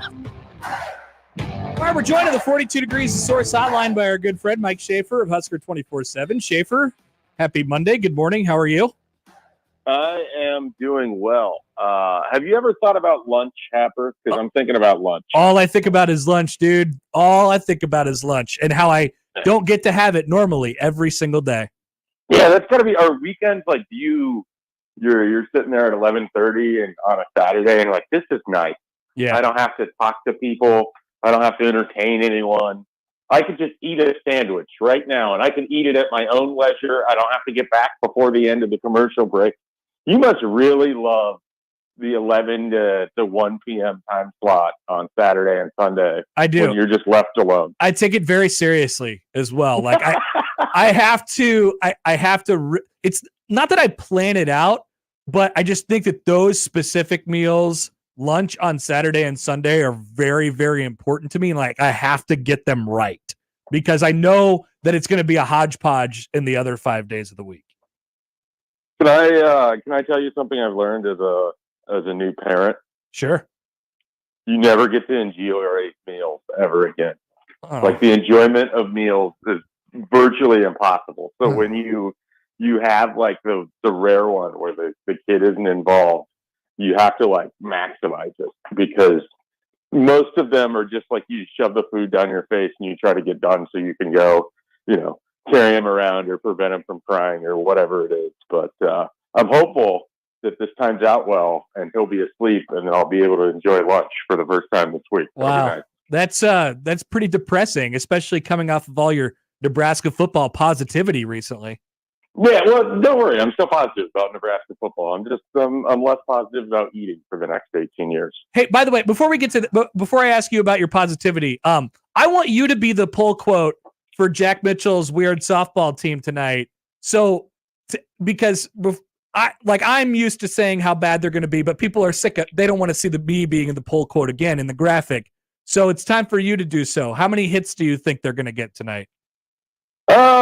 I think they at least get all the way through their batting order before the game ends. Okay. And I think, without knowing how the manager really is over there, it's possible you could have had some talented individuals who never even got the bat because of a poor batting order. So if I had anything to say about the Jack Mitchell softball experience, is that I think they'll have an opportunity this week to overcome poor management skills and potentially show who they are a little more effectively in game two. The biggest jump is from game one to game two. And I look for them to be marginally better. I think there's going to be some other numbers in the runs and the hits column than 0 this week. Okay. But I'm not predicting a victory. Okay. All right. Well, that's all right. You led us to the positivity, which is, close enough. All right. So I'm looking at a message board thread that you started on Friday that just says, I believe. And so I clicked on that immediately. And the thing, I'm pretty good at the thread titles. I'll give myself credit for that. Yeah. I mean, it was, if this was, should I click on this link? That would be one of my clicks. Nebraska will go 8-4 or better in 2024. It's time. Why do you think this?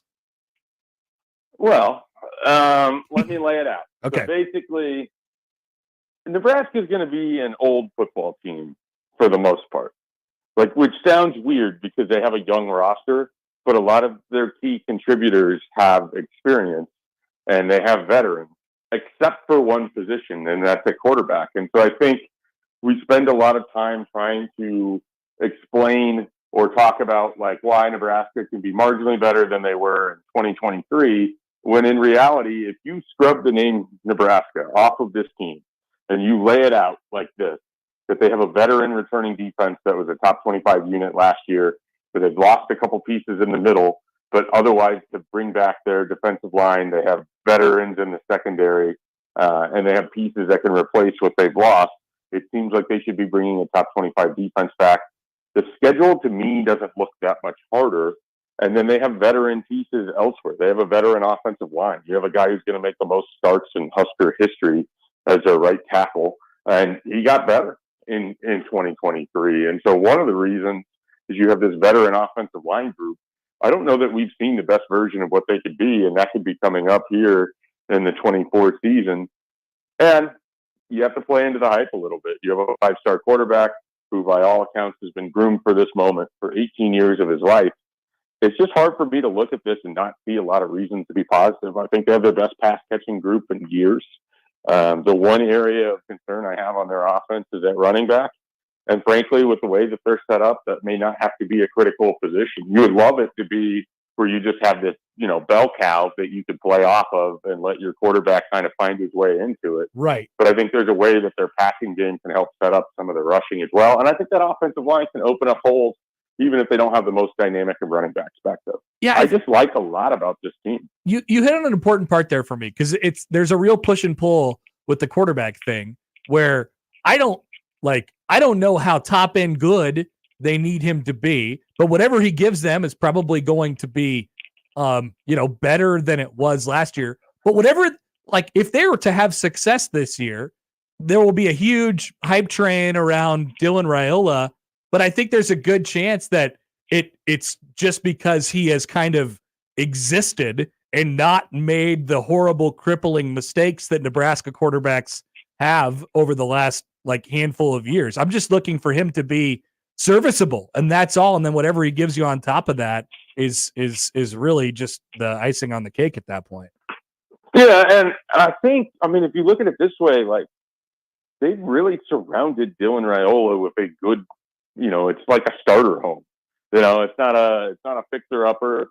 He's coming into a good situation. It's obviously the NFL draft week, and you spend a lot of time, capital in your brain if you think about these things about like, oh, where's the best spot for a rookie quarterback to go? And you think about how Nebraska, obviously on the college level, has built things. He's got a veteran offensive line that should be able to provide some pretty good pass protection. He's got veteran leadership that they help bring in, and Jamal Banks that should help some of those pass catchers, as well as guys like Jalen Lloyd, Malachi Coleman, who have this big upside, some of the young guys that you can be excited about.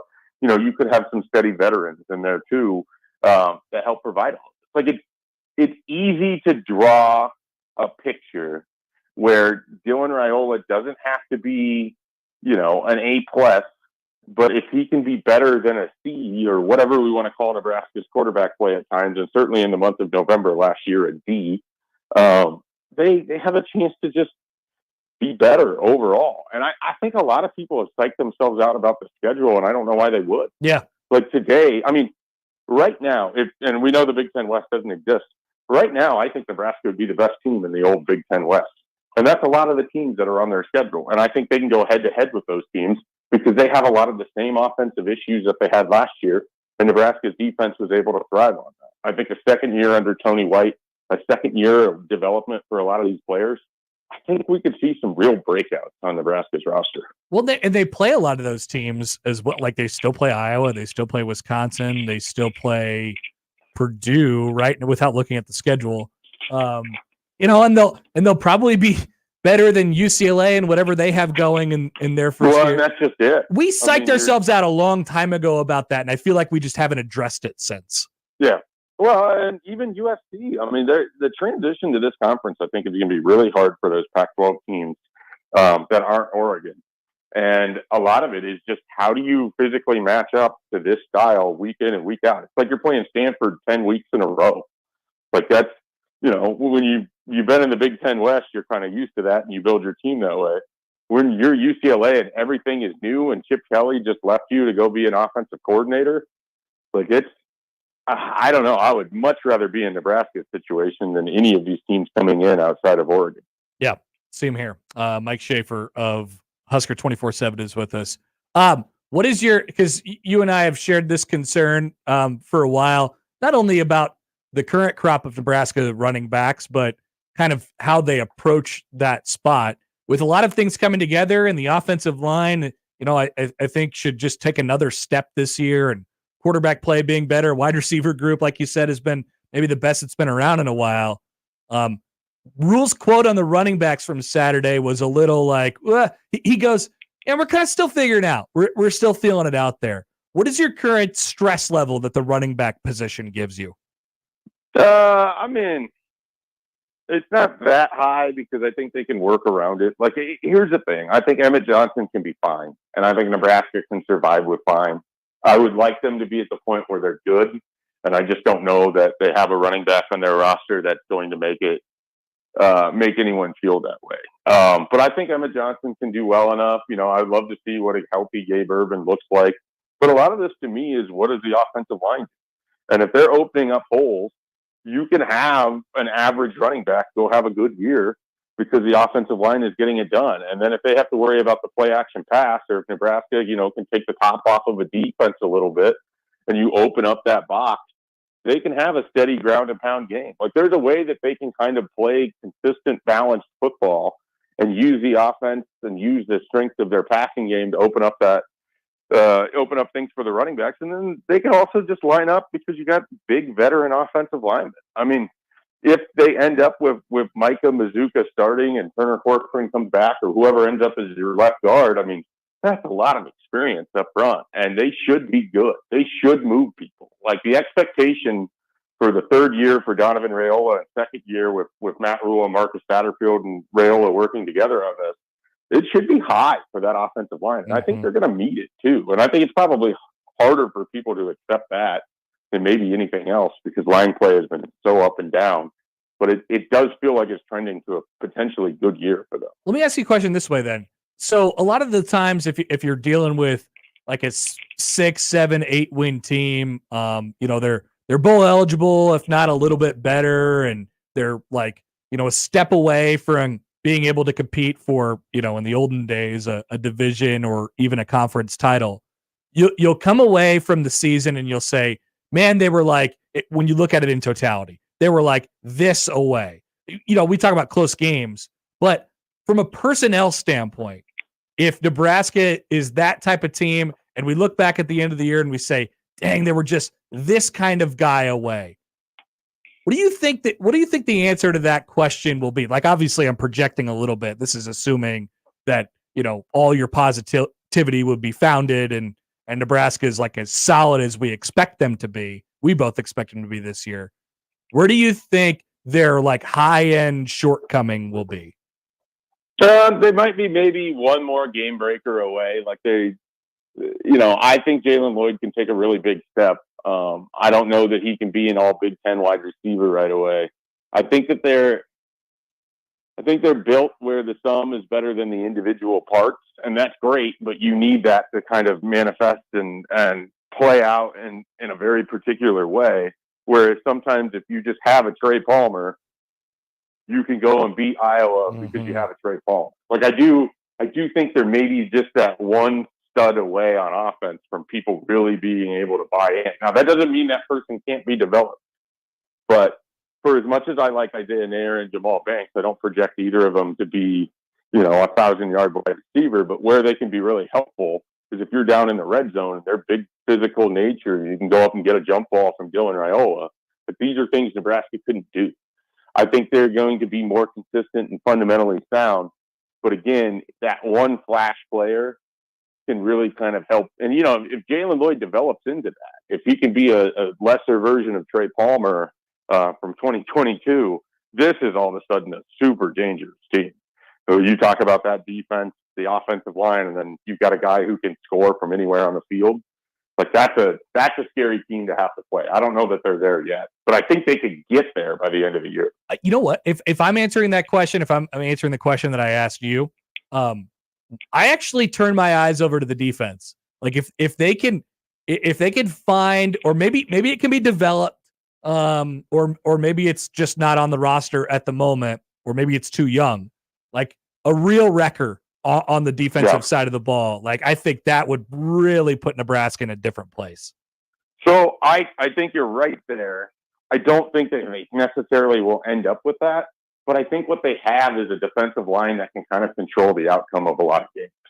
Like you look at that Baylor team that took Oklahoma to the brink in Matt Rhule's best year, and it was James Husker Lynch that more or less wrecked offenses every single week from the middle of that line. Like if Nash Hutmaker can be that, or even 80% of that, like it's a different way than kind of what you described to me. Feels more like if James Williams just becomes Javon Curse and teams just can't pass because he's in the backfield all the time, or you get some version of a Nate Gary in your defensive secondary who just seemingly comes up with the big interception or the big play every single week, moving it out of Nebraska, like Antoine Winfield Jr. the year that Minnesota blew up. Like, one of those types of guys. I don't know that they have that necessarily, but I think their defensive line can really potentially wreck people. And that is a lot of fun. Yeah, I think Nebraska's line play is probably why I'm as high on this team, both sides of the ball, as I am anything else. Like, I think it really starts there. Like, I think they built the foundation of who they're going to be in the trenches, and then the rest of it emanates from that. Nebraska hasn't had an 8-sack guy since Khalil Davis in 19, and then not a 9-sack guy since Randy. Yeah, nobody with 9 sacks since Randy in 13, and he had 9.5 that year. And I don't know that they have anyone that is going to get that close, but you could have like 6 for Jamari Butler and 6 for James Williams, 5 for Prince Will. I think they had like 32 to 34 sacks last year. Yep, 32. Doesn't seem that high, but then you think about it, Nebraska only played in 12 games. Like that's nearly 2.5 a game. That's a lot better than things were even just a couple years ago. They had their highest sack season as a team since 2013 last year. Yeah. So they hadn't had a season better than that since 2013 when they had 38 as a team, and then they had 29 and 14, and then every year since then has been worse than that up until last year. Yep. So, and by the way, that 19 team at Baylor, that with James Husker Lynch that you mentioned, who had 13 and a half sacks that year, that team had 46 sacks. Yeah. And then Rhule's fourth year at Temple, they had 40 sacks that year with Hassan Reddick, and he had 10 and a half. So that's really what's taken his defenses to the next level. One dude. They gotta, and I just don't know. Like, if you had to project Happer, who do you even think, if they have on the roster, who could that guy be? I just don't know they have that guy. Right, exactly. I don't know that exists. Who would be like the odds-on favorite? I think you asked this on your message board today. Who would be the odds-on favorite to lead them this year?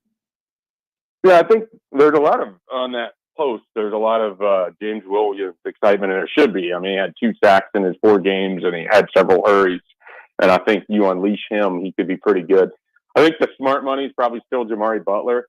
And if you were going to take a defensive lineman, it'd be hard, but I could see where Nash could have like a 6 or 7 sack, like especially heavyweight wrestler Nash that's a little trimmer, maybe a little bit more burst, even better with the hand fighting. Like, he could have like a 7 or an 8 sack season. It's hard for me to get higher than that, though. Yeah, I agree.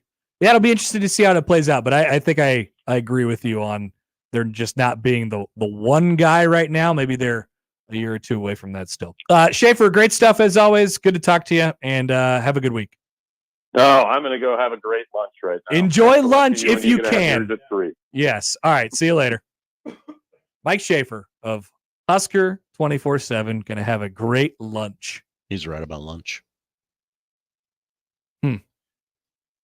That's pretty disappointing, Josh. I miss it. That's pretty disappointing. I miss lunch. I miss lunch right now. 10 to 2. I got to figure out what I'm going to do.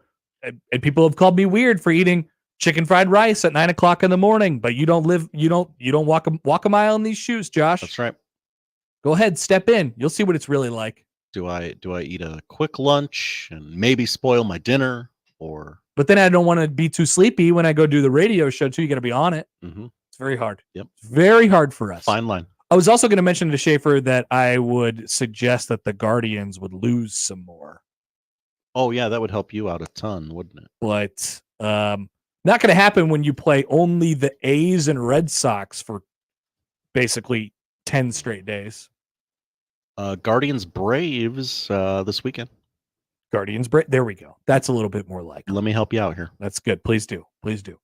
All right. We'll come back. Josh has the odd news on the other side on 1620 The Zone.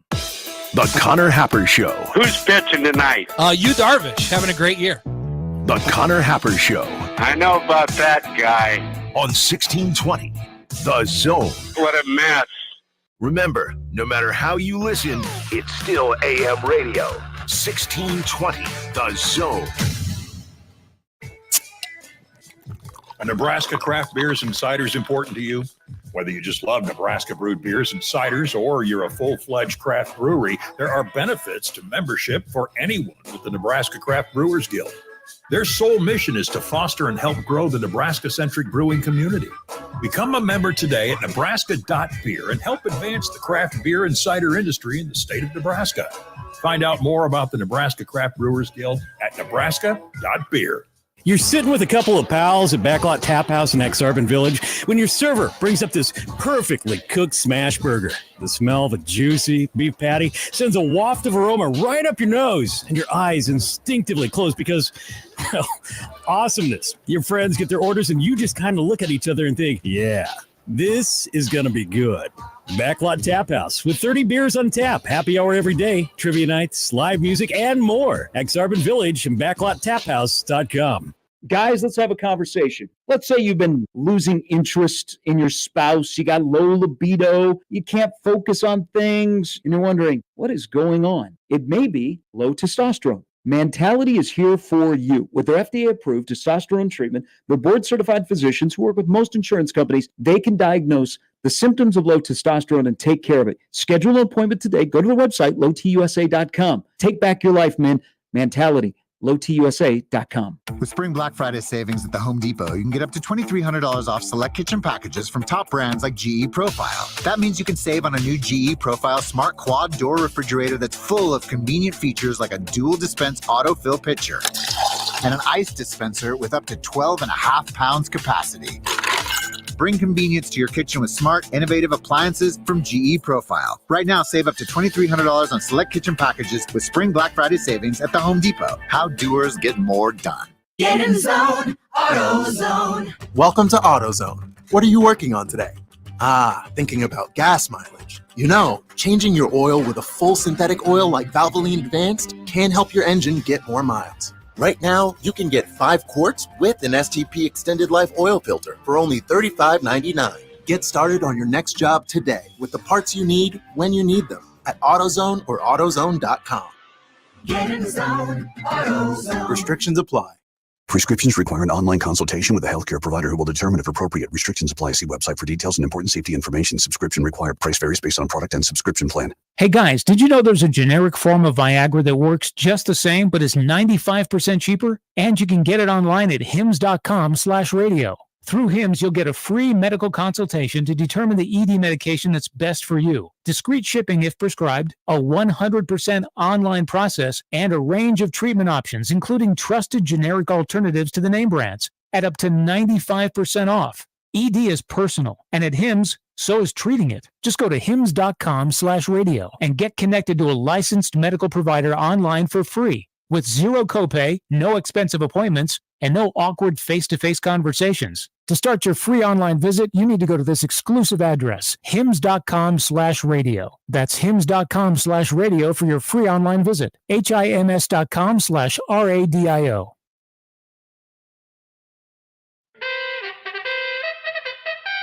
And now we've reached the point in the show where Josh Odson reads the peculiar, the bizarre, the comical, the odd news with Odd Son. Odd news, Odd Son. See what we did there? The odd news with Odd Son. I like when a listener takes what we've been talking about for like the better part of the last hour and then pulls it into one sentence and just says, hey, you could have just done Ross didn't say this, but you could have just said it, whatever you were going to say there, but distilled it down to one sentence. So here it is on the Equitable Bank inbox from Ross. Hi, Ross. Nebraska can compete with, not beat, pretty much anyone in the Big Ten this year, minus Ohio State and Oregon, and there's a massive gap between the Huskers and those two teams. Massive beyond belief. Yeah, I pretty much agree with that. That doesn't sound as positive, though. Well, it is when you get 8 wins out of it. It's true. 9 wins out of it. Yeah, the third best team in the Big Ten this year.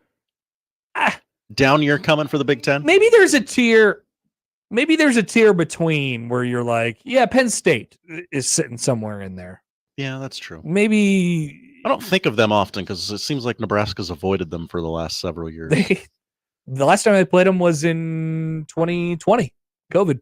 2020. And they beat them with Luke McCaffrey as their quarterback. I think that was the last time they played him. Yeah. But I generally agree with the sentiment there from Ross. Josh, the odd news. I'm going to start with your boy. Who's my boy? Perhaps the Billy Joel? Least charismatic player in the National Basketball Association. Be careful. Nikola Jokic? No. Least charismatic? Yeah. That boy has Riz. He's got Riz all over the place. Sneaky personality. Where it comes from is confidence.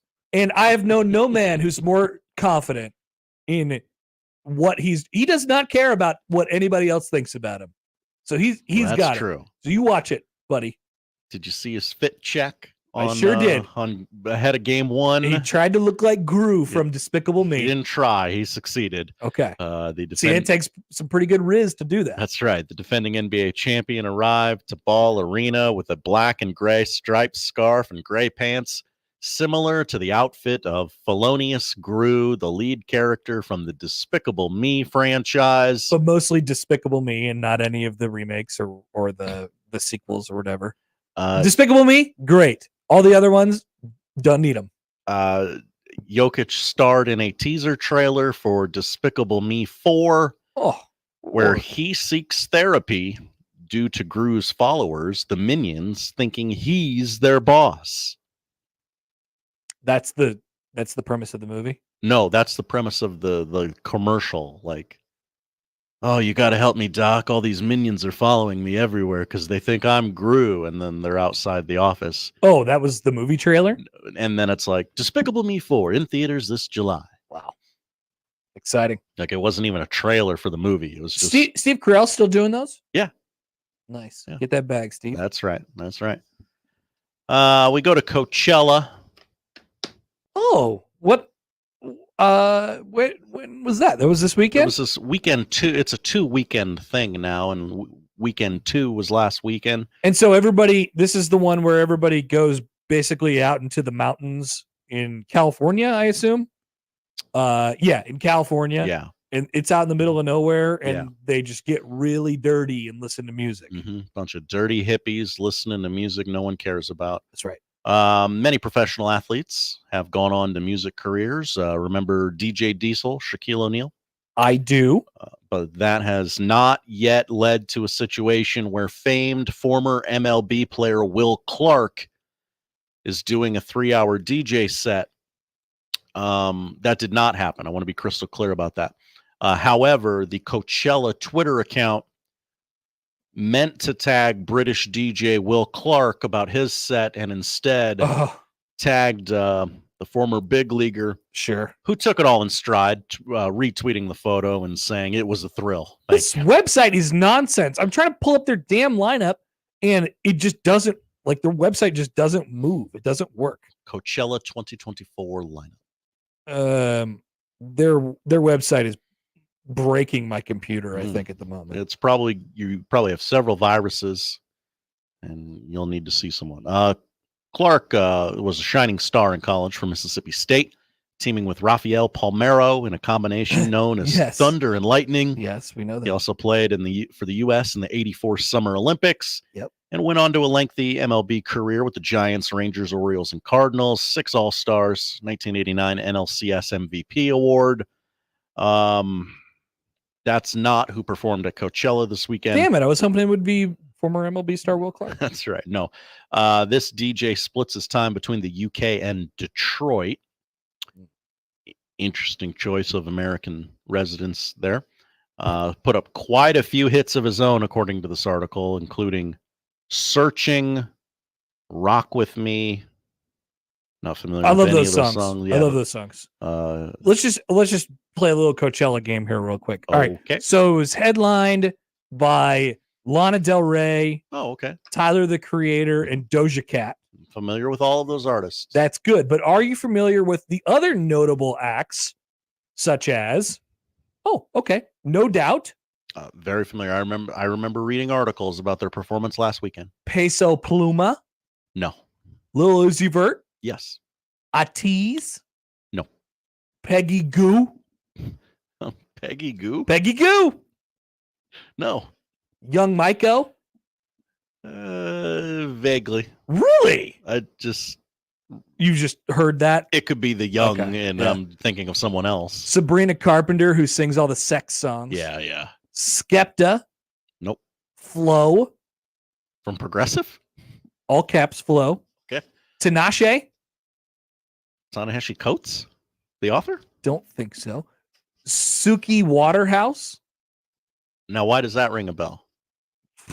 God, I don't know at all. Is that the name of the main character in True Blood? Chappelle, Roan, Chloe, Ice Spice, nice. Ice Spice. Why is she way the Great hell question. down there? Sublime was way down there also. I'm familiar with Sublime. Bleachers, Sublime with Rome. Grimes. Bleachers. I'm familiar. Grimes, Elon's wife, girl, baby mama. John Batiste. From Late Night with Stephen Colbert. Le Seraphim. No. Blixt. Kevin Abstract. Ray. J Balvin. He had the McDonald's menu, right? J Balvin, yep. Jehene Aiko. Kurangbin. Lil Yachty. Yeah. Renee Rapp. Yes, I know her. Bebe Rexha. I know her. Coy Leray. No. Nav, Thames, Victoria Monet, Taking Back Sunday. I know Taking Back Sunday. 88 Rising Futures. That's all one band. Olivia Dean, BB Tricks, and many, many more. I knew more than I thought I would know. Okay. In there. I'll be honest with you, everyone here. That's what happened at Coachella. Mm-hmm. Congrats, Coachella. You did it again, even though I read many an article that said the worst Coachella ever is worse than you think. I believe it is now over. It is now complete. They have to pick up the pieces from the Coachellas. That's right.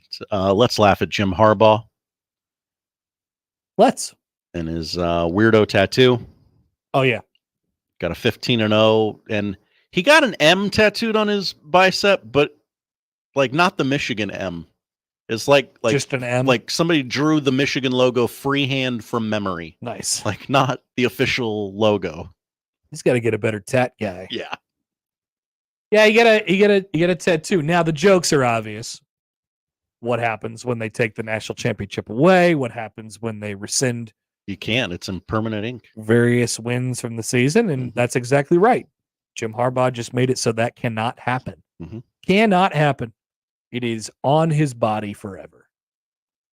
What a weirdo. I love that guy. Weirder tattoo. Jim Harbaugh's 15-0, or didn't Rick Pitino get a tattoo for their national championship? There's been some real good ones over the years. How about the guy that I saw going viral recently because he committed a bunch of heinous crimes, but he had a Kraton Blue Jays new Billy tattoo on his neck. Yes, he did. Yes, he did. That was incredible.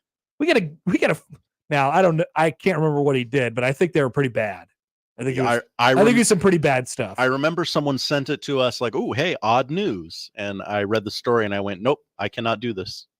Gosh, where did I searched guy with Kraton tattoo and it didn't pop up immediately. Not just like Billy Blue Jay on like his Adam's apple or something, like the whole front logo. of the neck. Yeah, the front too, like very visible. Yeah, I don't know. I don't know what that guy was up to. Not good stuff. What do you think? What do you think? Like somebody would have to, because I mean we're getting close to, if not, we have already arrived at like buying space on people's bodies. Like, oh yeah. You would think that I wouldn't have to pay that much money to get a spot on Max Crosby's body somewhere, because he's got so much going on already. It would just get lost in the shuffle. It would. Do you think I could pay Max Crosby like $15 and he would get like a 1620 The Zone logo on his shoulder or something? I think he would consider it. I think he would too. And he'd go, "Wow, what a revenue stream that I hadn't thought of before." You just find a really, really tatted guy and pay him a small amount of money just to have a tattoo that just gets lost on the shuffle. Yeah. Like in the 90s and 2000s, they would it was like goldennugget.com would always pay to have a fake tattoo put on a boxer's body. What was the guy's name from Prison Break? What was the main character's name in that show? I don't remember. But he had the blueprints tattooed on his body. He did. Michael Schofield. It's just like that. He could still have the prison tattooed on his body, but I want a little 1620 The Zone logo on there too. We can do this. We can find one athlete who's willing to play ball. I think Max Crosby is the leader so far. Definitely. Yeah. I'll send out a correspondence today. Okay. Hey, just throw a couple bones your way. Mm-hmm. Connor Happer show tattoo. Bayamon says 1620 the tat. Also, Bayamon commented on while I was reading all the acts performing at Coachella. I have no idea what Hap is saying right now. He is speaking Greek to me. I didn't know what I was saying either. When's the next one? When's Lollapalooza? Oh, great question. That's in Chicago, right? Right. And I believe that is in the summer-ish. August 1st through the 4th. Okay, because I remember they were really advertising it when we would always go to Chicago for Big Ten Media Days. Hey, Tyler, the Creator's performing night one of Lollapalooza. He seems like a pretty common festival guy. Yeah. Blink 182 Sunday night. Nice. Very good. All right, thanks, Josh. Thank you, Connor. That's the odd news. Matt Rhule. Back to him. He had a Quote that really stood out. He asked everyone who plays football, for him and not him, why would you go anywhere else? Hear Matt Rhule's pitch next on 1620 The Zone. Live from the Host Coffee Studio, this is 1620 The Zone. Attention Omaha parents, if you're looking for a fun, safe, affordable summer camp experience for your kids, look no further than Camp Croc.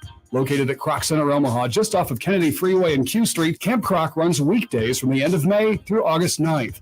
Kids ages 6 through 12 will enjoy all kinds of activities, from sports and character building to swimming and STEM projects. Plus, breakfast, lunch, and snacks are included. For more details, go to omahacroc.org. That's omahakroc.org.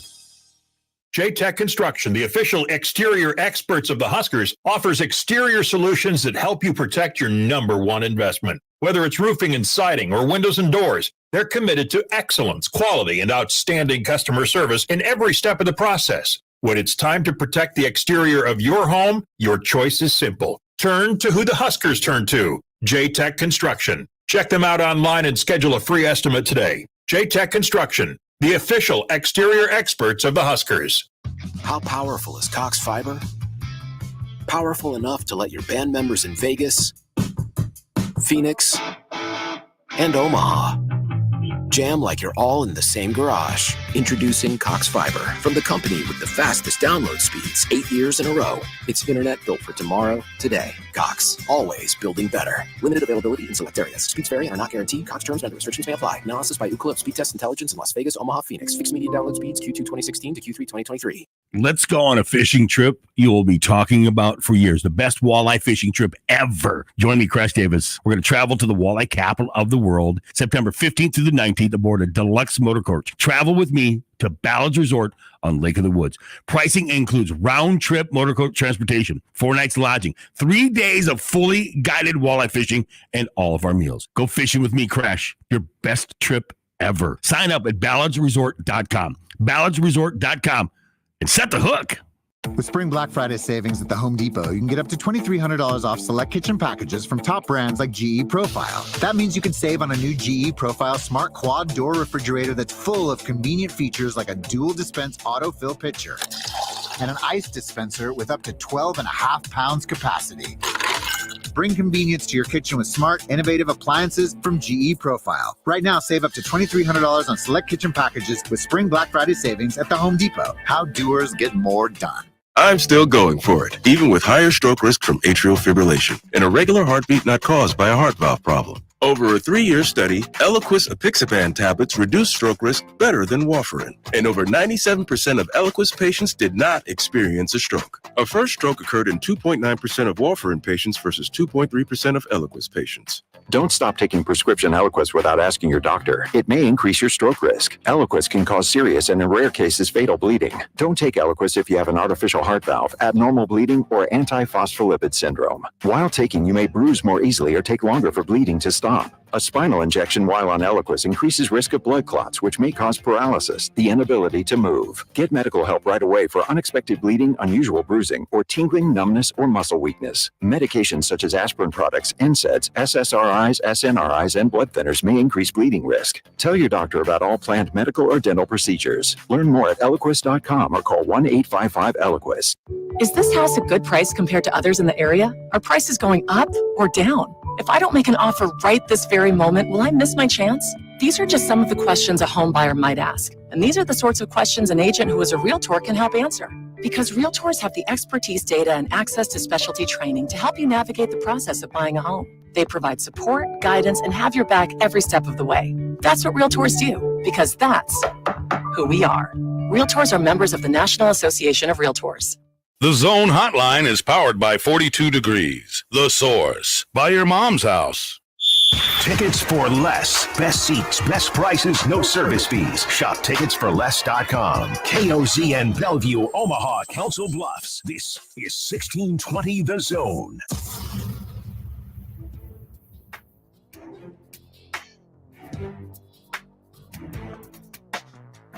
We are 5 pitches into the game, and the Bronx and Aaron Boone is already yelling at everyone he can see. Guy's lost his mind. Did he get tossed yet? No. Amazing restraint by the umpire. I thought for sure he was going to get tossed. So I didn't really see how it developed on the field, but no, not a clue. He's still yelling.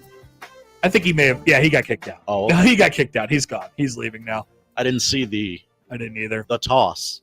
But it seemed like he was contending. Aaron Boone was contending that the umpire was mad at Aaron Boone for something that a fan behind him said. Oh.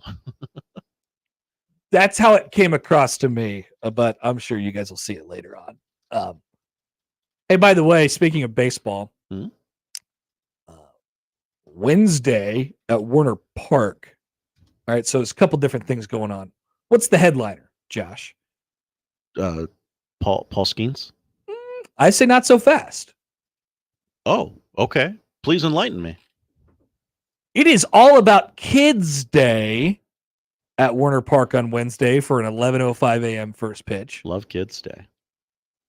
7,000 children already locked in. 7,000 tickets sold to local schools. I mean, that's about capacity already, Josh. So you better, if you're looking to get to Warner Park and see Paul Skeens on Wednesday, you better get there now. You better go to OmahaStormChasers.com and click on that buy tickets for Wednesday when Paul Skeens is pitching. Because here, let's just take a look and see. Okay, I definitely would have assumed. Oh, it's a day game. I can just walk up and get tickets. Yeah, I don't know if that's okay. I don't know if that's the assumption. Looks like everything down the lines are already pretty much loaded up for them right now. But you can get. Let's see. Yeah. Okay. You'll still be okay. But tickets are going fast, so get there to see Paul Skeens pitch. No word yet on Livy. Got to see your man, right? I don't. It's a long trip. But her collegiate gymnastics career is indeed over. Now, is she going to take a break before becoming a full-time model, or what's the career path here? Is she going to enjoy the summer? Oh, that's a good question. I think now. Here's a question: are people still models? Do we have models anymore, or is it just question. I think you're just a model on Instagram? If someone can, she's going to try, right? I don't know if people are going to hire her to wear their clothes. Yeah, but she's I guess is that a model? Is that technically a model? Because she's already huge on Instagram. Like her following is already bigger than that of any model, right? So she could just continue to do exactly what she's doing. I guess it's a question of what do we label her? Where is she going to? What do we label her? What public thing is she going to go to now? I don't know. Paul Skeens' girlfriend? Yeah. But she's bigger than the show itself. Who knows?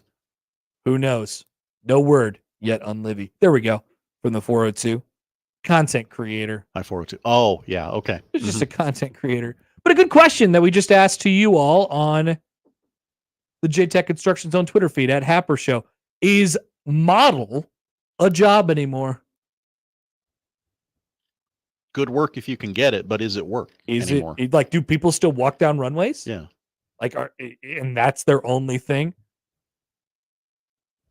It's a question that we're all asking. Okay, back to Matt Rhule. Matt Rhule from Saturday post practice. This is the one, he's got Rhule's good for like one banger a week, one thing that goes really viral, and the rest of the college football world will just look at it and they'll say, man, this guy just rips off quotes. He is crazy. He does it. He is really good for, like, he'll get the college football world talking absolutely once a week. Just wait till Nebraska's good. Yeah, and like more people are listening to him week in, week out. Yeah. People are really going to start talking at this point. What we already know, America's going to know. Here's Matt Rhule. When asked, now he has 100 scholarship players, 100 scholarship caliber players, and none of them have gone into the portal. He asked a question back to the local media, and that is, why would you go anywhere else? Well, why would you go somewhere else? I mean, you have the best facilities in college football, and elite education, the best academic services I've ever been around, elite life skills and player development, the best nutritionist in football, one of the best strength coaches I've ever been around, elite sports science, elite medicine. Coach, you want to go to the NFL? You have a bunch of coaches who've been to the NFL. Why would you go anywhere else? You have the best fan base in college football, the best media base in football. It's all serious. You're going to get. I mean that sincerely. You're going to get covered here. Like sometimes kids will say to me, "I'm thinking about this." I'm like, "All right, go play in front of 25,000 people and play in obscurity." Like, I wish the teams we placed. Like, I like to listen to their player interviews.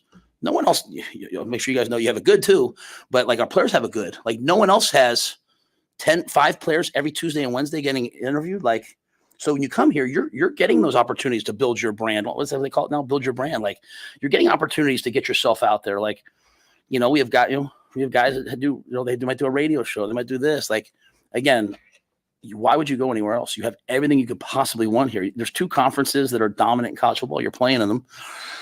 It's all right here. So it might be right for some people. And I say that all the time, right? But our job is to make this an elite place. And again, so many often people, the player, people that love them, they get so caught up in, am I going to play, the opportunity? And I always say, are you being developed to be a pro? Your time will come. Are you being developed to be a pro? There's so many kids that go into the portal and schools recruit them with promises, really just to be a backup. People are like, hey, we really need a backup. We really need a backup right guard. And then they leave a place where they had it really good and they go somewhere to wear a helmet for a year and be a backup. And some of our guys, if they want, I'm always going to support them no matter what. But we have it so good here. People say to me, like, Coach, I hope you stay.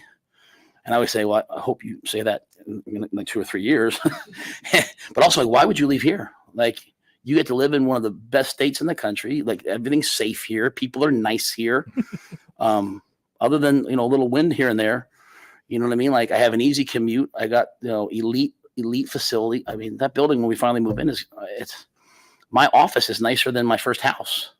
So I think it's really important that, I believe in gratitude, like to be really grateful for what you have and not spend a lot of time worrying about what other people have. And so I hope that's why the guys haven't gone in the portal. And we'll meet with guys next week. And if guys, Coach, I'm really worried about my playing time. I won't make anybody promises, I won't make promises I can't keep, but I'm sure a lot of our guys will want to stay.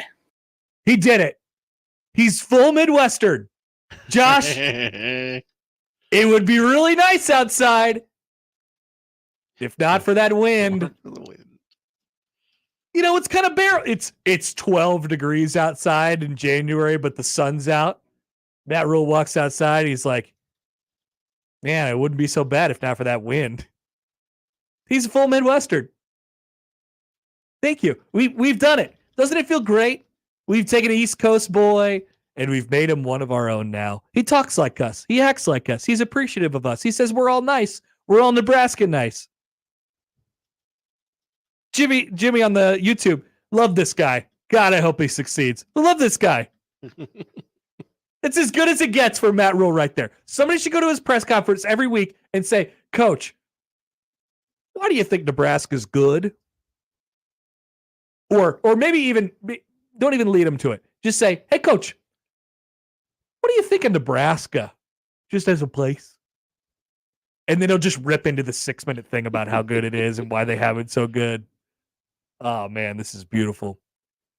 This is one of the things I appreciate about him, though, because he really is appreciative of all the things that they have here and all the tools that he has been given to be successful, because I don't think it's always been that way for him, whether he's been in the NFL or in college at places that are just a little bit tighter in terms of budget and things like that. Like he's had to do the whole coach path, right?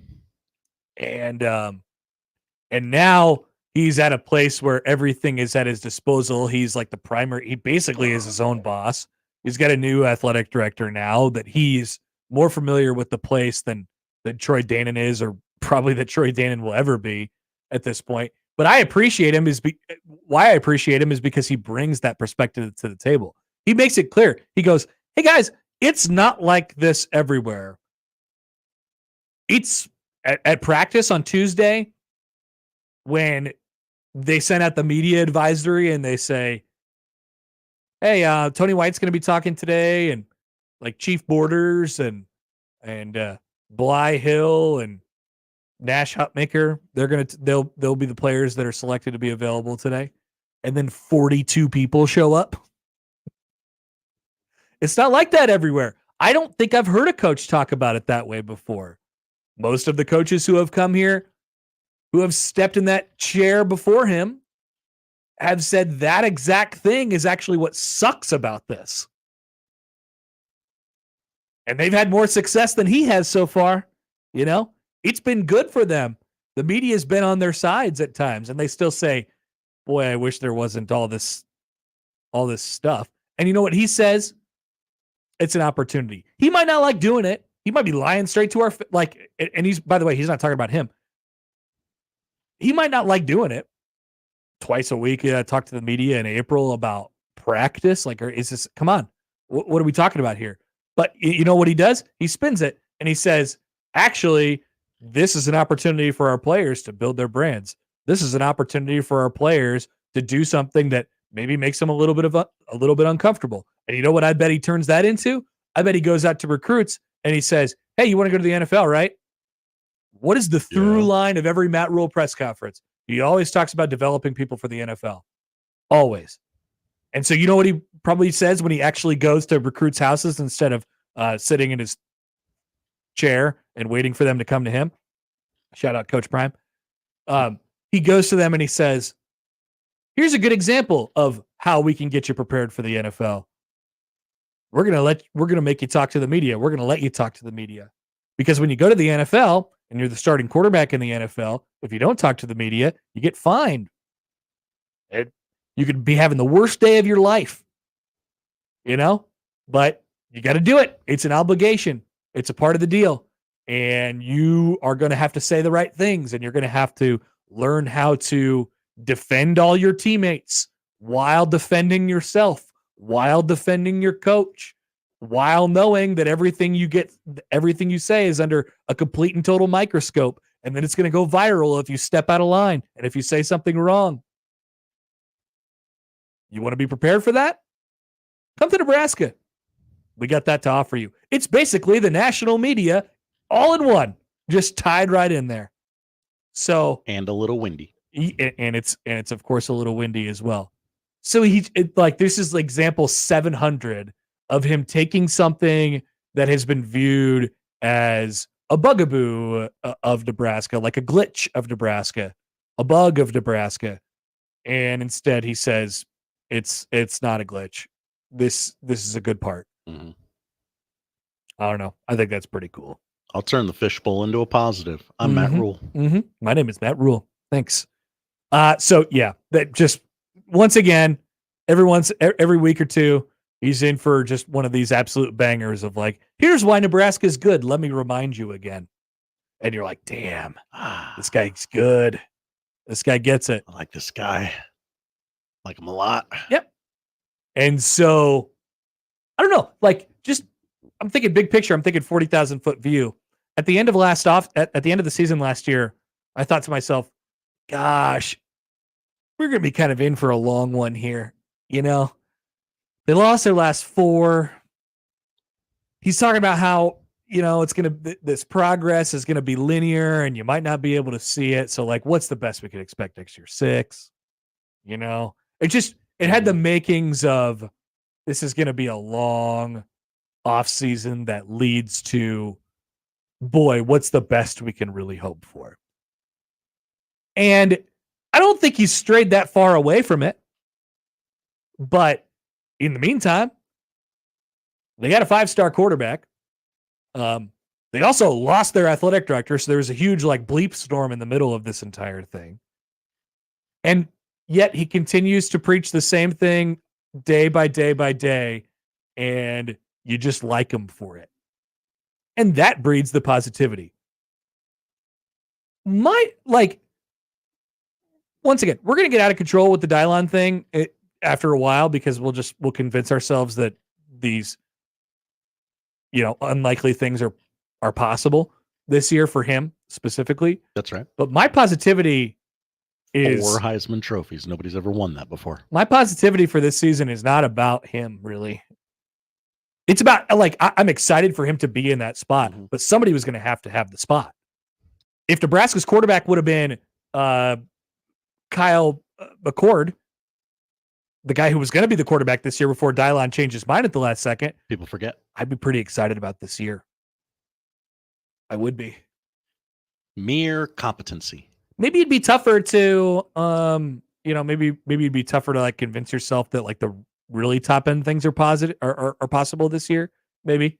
But like, it's in the guts of it, like it's in the DNA of it. That's where it comes from. So that's a good thing. And so Matt Rhule, just every once in a while, we're gonna probably go starting after the spring game. We'll probably go like at least 6 weeks, and we won't hear from him for a little while. Absence makes the heart grow fonder. My ask of Matt Rhule is that you just drop in. Doesn't have to be a full on press conference. Just drop in and drop a bar for us. That's all. Like so I can say bars. Bars. Bunch of scribes catch him at moving day at the Osborne Legacy Complex or something. Yeah, by the way, so you know what he did last week when he was talking about the media? You know what he did last week, right? He invited the day-to-day media out to the scribes. Yeah, the scribes to break bread. Oh. Have a beer. Really? On us. Yep. The whole coaching staff was there. The whole support staff was there. Rhule was there. And he said, come on by and we'll just talk about whatever whatever you want to talk about. It's ancillary background questions. Yep, it's all off the record. Yep. Like it is whatever you want it to be, but let's hang out for a couple hours. Wow. To the media.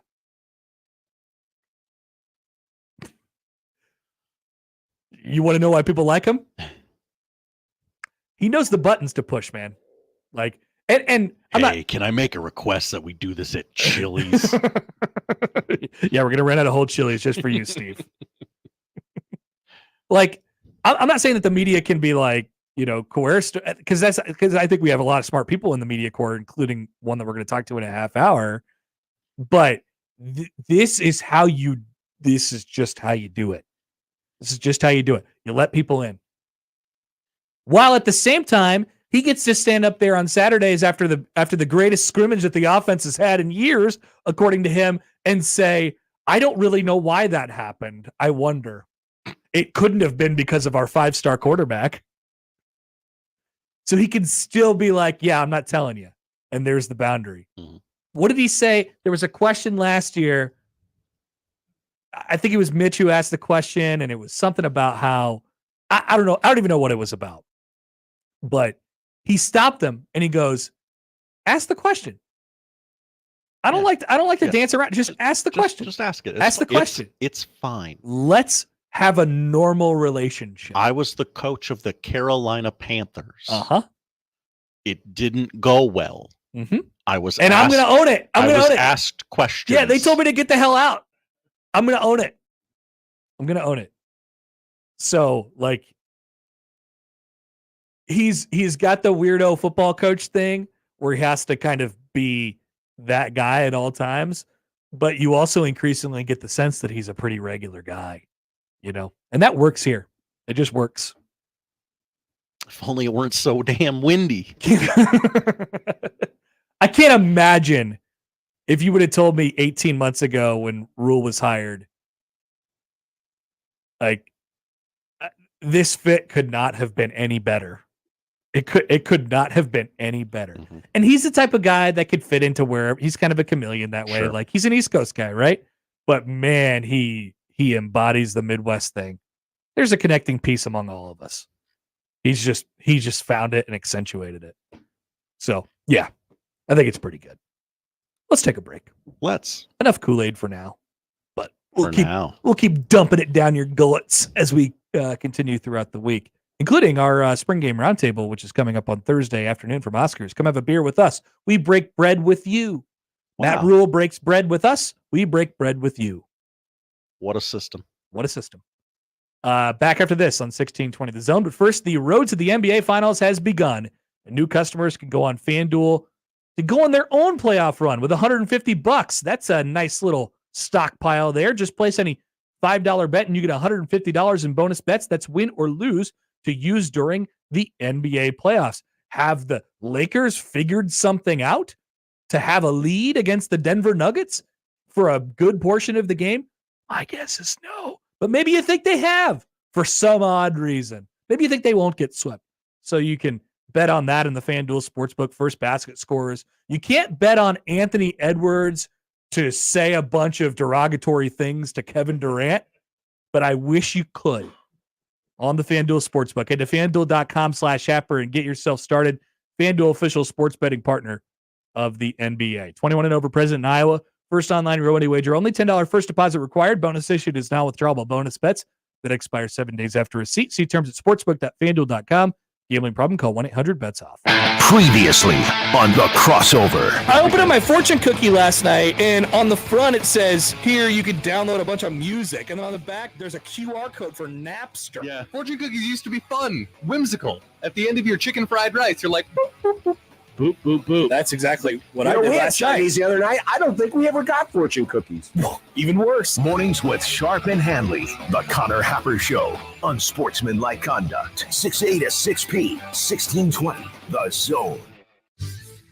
Your Omaha area forecast from the Godfather's Pizza Weather Center and KETV News Watch 7 on 1620 The Zone. A wind advisory remains in place for much of eastern Nebraska and western Iowa until 4 o'clock today. Gusts up to 40 to 50 miles an hour are possible. High of 78 this afternoon with a slight chance for a shower late this afternoon and evening.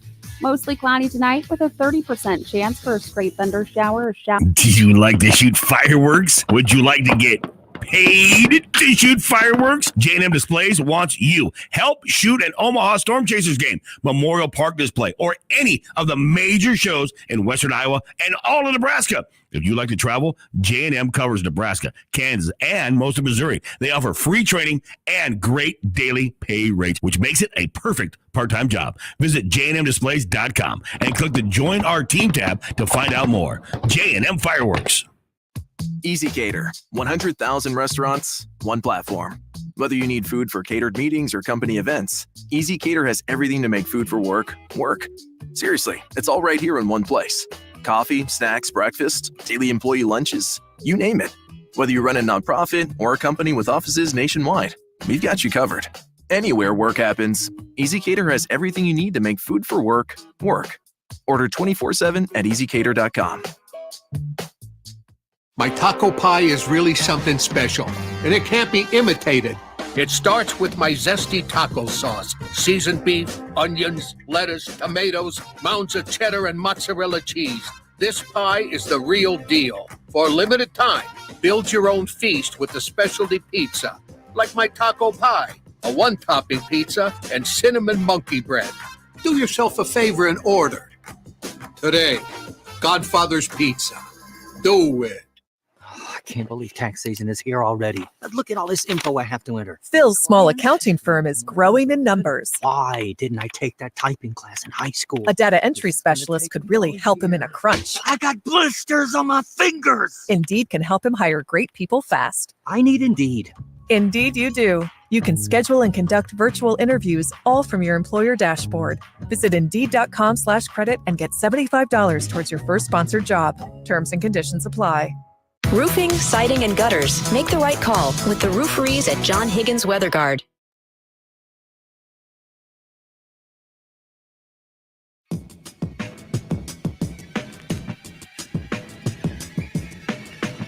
All right, a couple things here. First of all,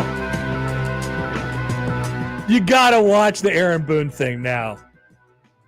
Right, you were pretty close. I was pretty close. Yep. So they got 5 pitches into the game. Boone started chirping the home plate umpire, Hunter Wendelstedt, and and then Hunter turned over and he was like, "Hey, enough! Like, you're done, okay?" And Boone was like, "Cool, I'm done.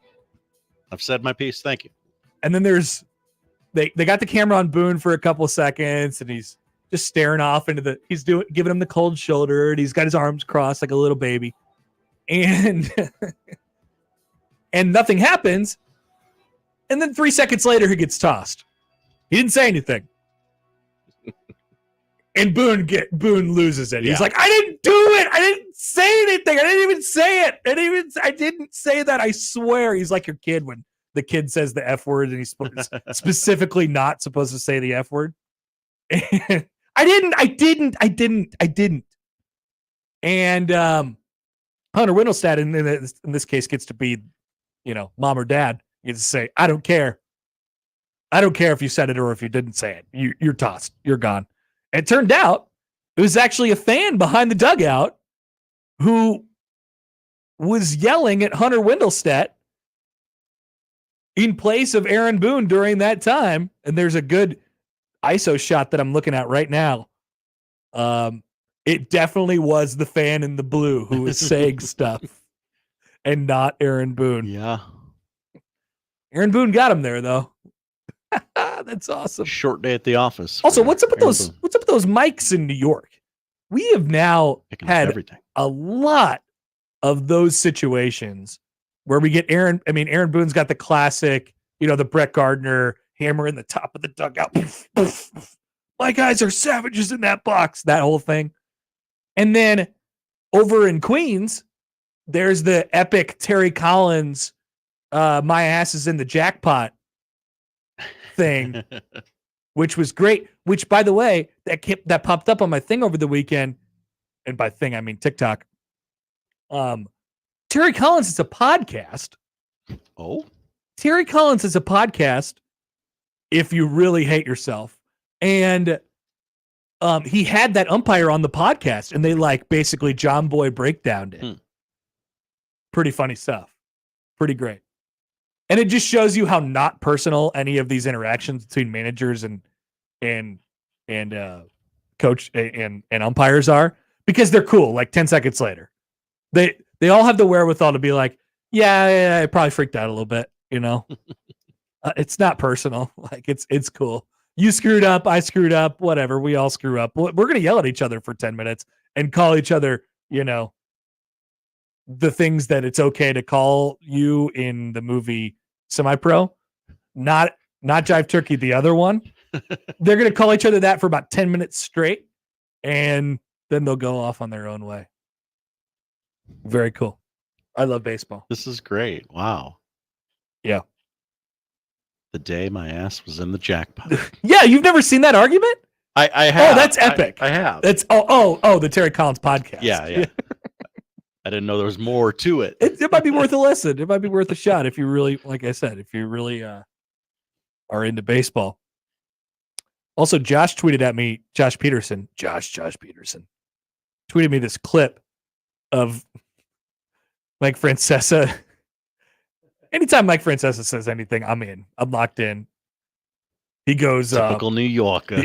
He goes, here's my preview on the NHL playoffs. All right. So I didn't watch any hockey this year. But I went out and I played golf with my hockey guys that I really like. I played golf with them, and here's what they told me. So here's what I got for you. It was awesome. And then he ripped off 4 bets that everyone should bet because his hockey guys told him when he was playing golf with him. He's like, I didn't watch any hockey this year, but this guy I know. Yeah, the hockey guys I really know I play golf with, and here's what they got. Great stuff. We love Mike Francesa, folks. We really, really do. All right, we can go. Keep him around. Yeah, absolutely. Keep him around. Hey, actually, let's do this quick. CJ Wilcher is going to Texas A&M.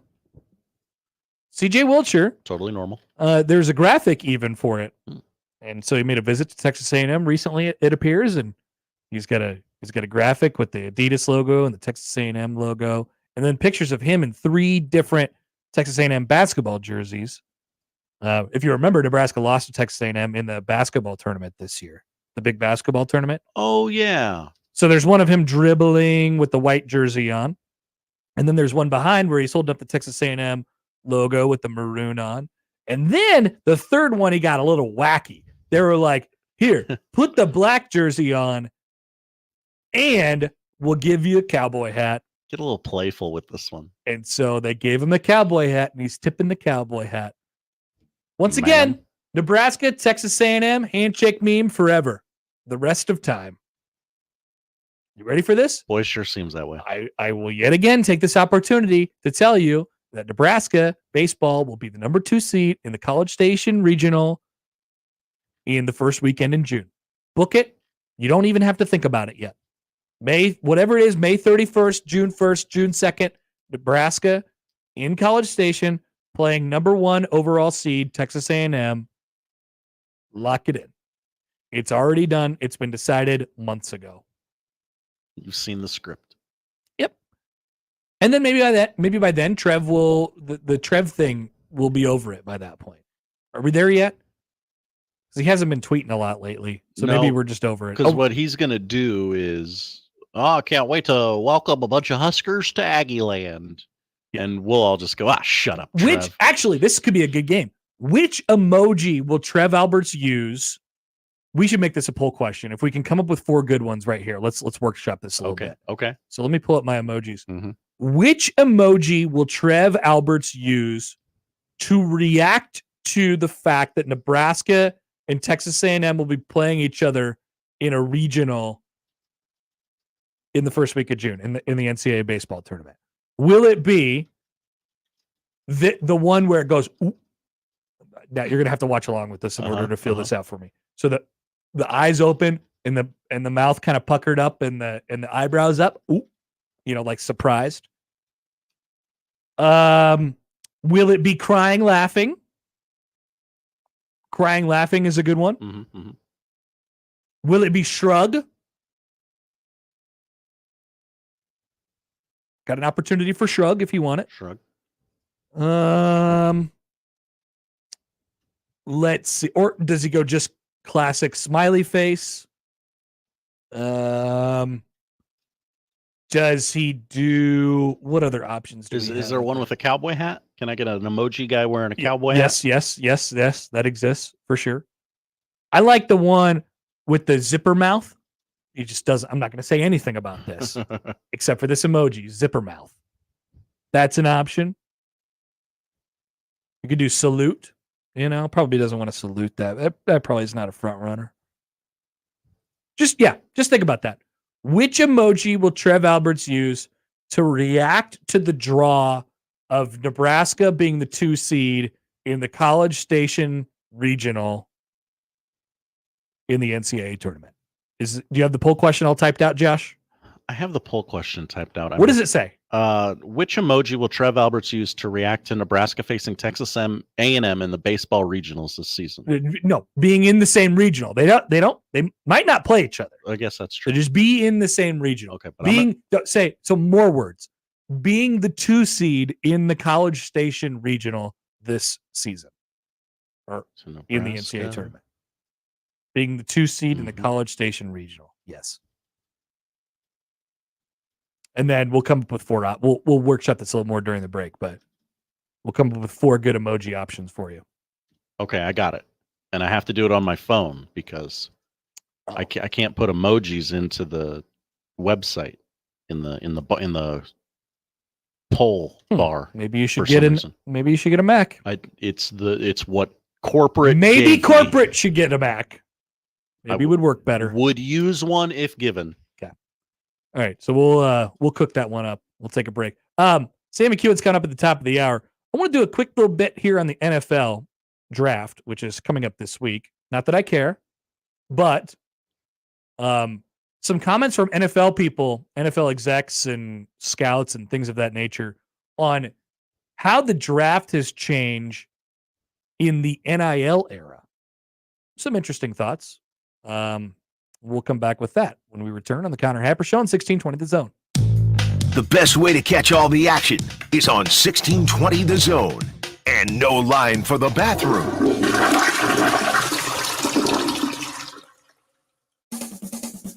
Your Omaha Stockmen are kicking off their 10th season and have their home opener at Ralston Stadium on April 27th at 7 against their Heartland Football Association foe, the Newton Nighthawks. Their home opener is also their 4th annual Sammy's Superheroes Childhood Cancer Night. This has become a fan favorite night with kid captains and raffle items, with a portion of ticket sales going directly to the foundation. The Omaha Stockmen home opener and Sammy's Superheroes Childhood Cancer Night, April 27th at 7 at Ralston Stadium.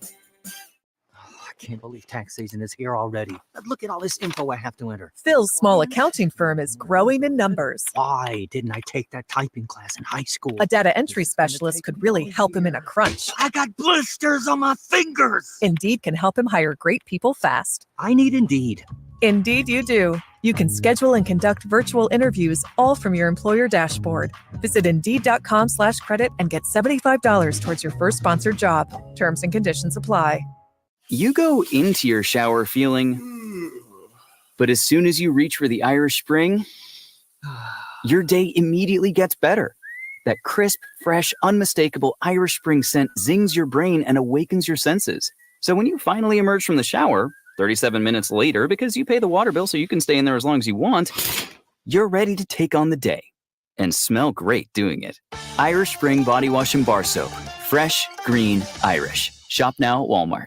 Prescriptions require an online consultation with a healthcare provider who will determine if appropriate. Restrictions apply. See website for details and important safety information. Subscription required. Price varies based on product and subscription plan. Hey guys, did you know there's a generic form of Viagra that works just the same but is 95% cheaper? And you can get it online at hims.com/radio. Through HIMS, you'll get a free medical consultation to determine the ED medication that's best for you. Discreet shipping if prescribed, a 100% online process, and a range of treatment options, including trusted generic alternatives to the name brands, at up to 95% off. ED is personal, and at HIMS, so is treating it. Just go to hims.com/radio and get connected to a licensed medical provider online for free, with zero copay, no expensive appointments, and no awkward face-to-face conversations. To start your free online visit, you need to go to this exclusive address, hims.com/radio. That's hims.com/radio for your free online visit. hims.com/radio. Hi, we're the Goo Goo Dolls. We're fortunate that we can give our daughters everything they need to grow and learn. But not every child can focus on classes and play dates. Nearly 13 million kids in the U.S. face hunger. That's 1 in 6. School lunch might be their only meal each day, and it's heartbreaking to imagine any child going to bed hungry. We're dreaming of a perfect day when kids can smile, play, and just be kids without worrying about where their next meal will come from. Feeding America is working to make that perfect day a reality. Each year, the Feeding America network of food banks rescues billions of pounds of good food that would have gone to waste. That food is given to families and children in need. Being a kid should be about doing things that make an ordinary day extraordinary. Learning to play an instrument, building a sandcastle, hosting tea parties. Hunger should never be an obstacle to growing up. You can help end childhood hunger in your community by visiting feedingamerica.org. Brought to you by Feeding America and the Ad Council. Hi, this is John Bishop. Since the day I got my driver's license, I've had a check next to the organ and tissue donor box. It's a selfless gift because healthy organ donors can save up to 8 lives. And with tissue donation, dozens more can get the gift of sight, and burn victims can get life-changing skin grafts.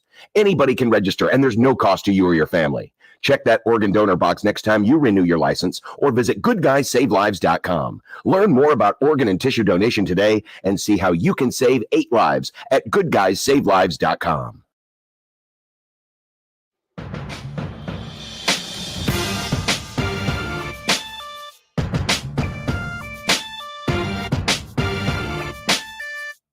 All right, here. How about this quote from Matt LaFleur, Peter LaFleur's brother, from the famous movie Dodgeball.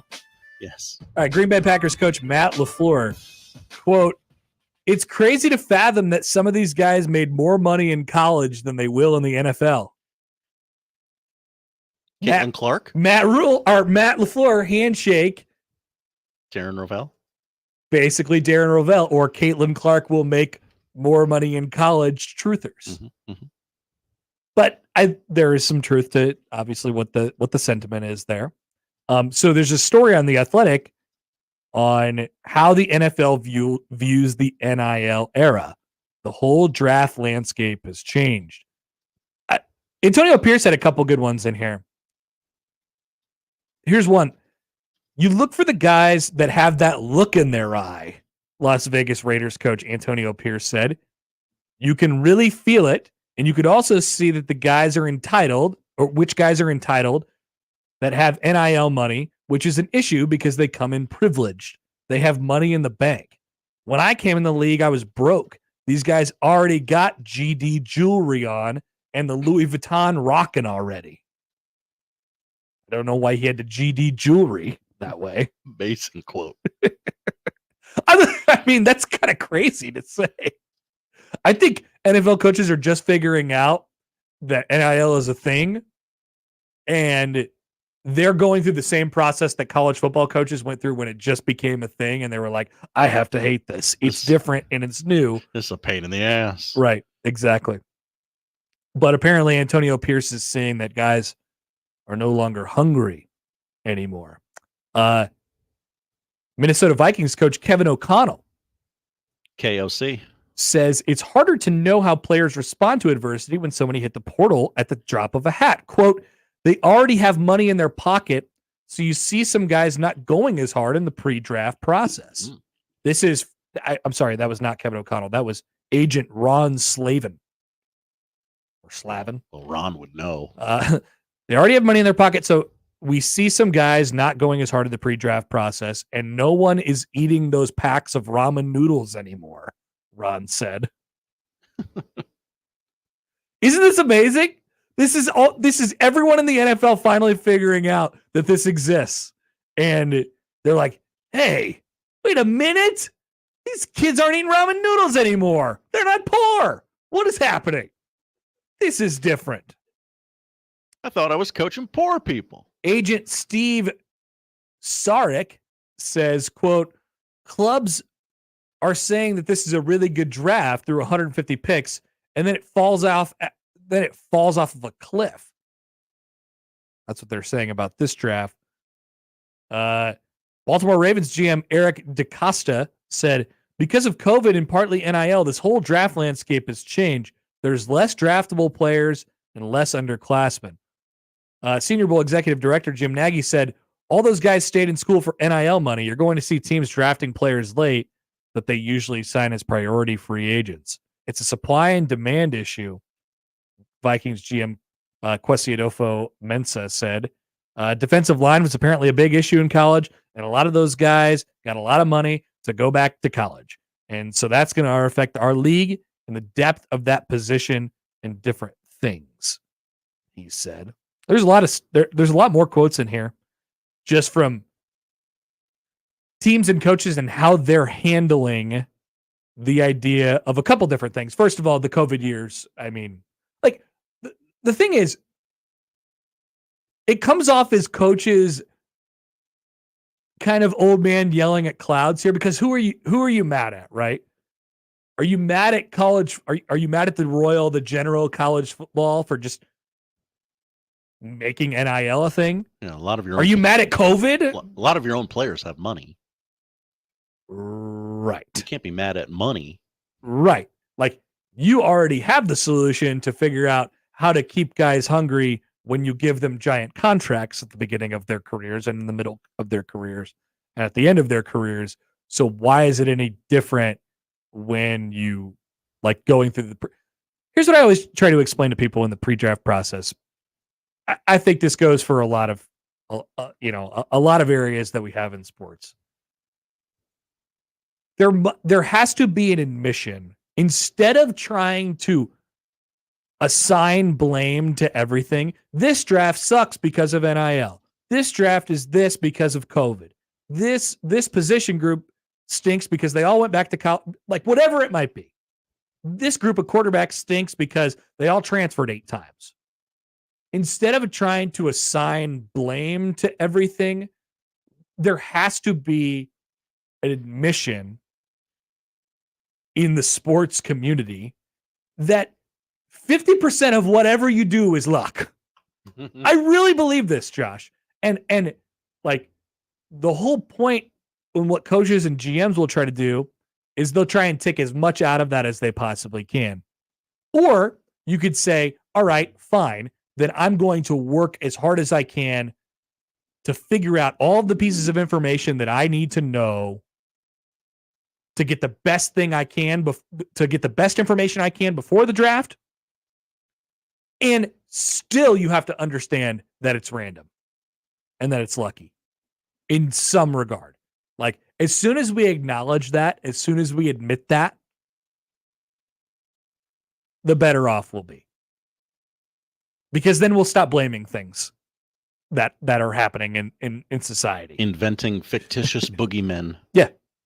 We'll stop blaming things, which will be really nice. But I don't, it doesn't seem to be really happening anytime soon. Nah. I'm not trying to say that the GMs and the coaches, like, I'm not trying to say that their jobs aren't hard, because they are.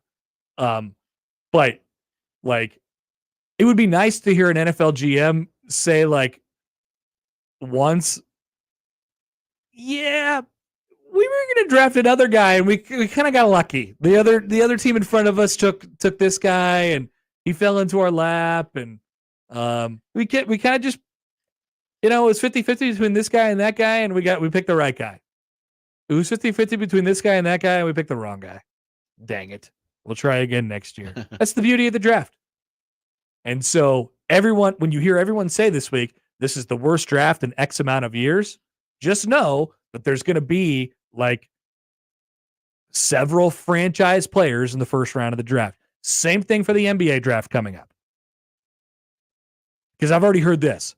The NBA draft coming up, everyone's talking about how nobody's good this year. There's not a generational player. There's not a transformational player. There's barely even a franchise player. Trust me, there will be. There will be. I don't know who it is. That's up to luck to decide. But the stats say that there is. And there will be. Admiral Tominaga. Maybe it's Admiral Tominaga. He is the general or admiral of Nebraska's Navy. That's right. Whatever that means. Since Nebraska is a well-known Navy state. Damn right. All right. Sam McKewon is next. We'll get his thoughts on some of the things that Matt Rhule had to say. Once again, it's very important today. Please vote in our poll question. Which emoji will Trev Alberts use to react to Nebraska being the 2 seed in the College Station Regional at the NCAA baseball tournament this year? Can't even say it in one complete breath. Please vote. Please vote. Your options are ooh, ha ha ha, cry, shrug, and cowboy hat. Man. I wish there was a fifth option where I could say other, but I think those are pretty good ones. Please vote at Happer Show on the JTech Construction Zone Twitter feed. Sam's next on 1620 The Zone, but first, the road to the NBA Finals is underway. New customers in the FanDuel Sportsbook can go on their own playoff run with $150. Just place any $5 bet and you'll get $150 in bonus bets, win or lose, to use during the NBA playoffs.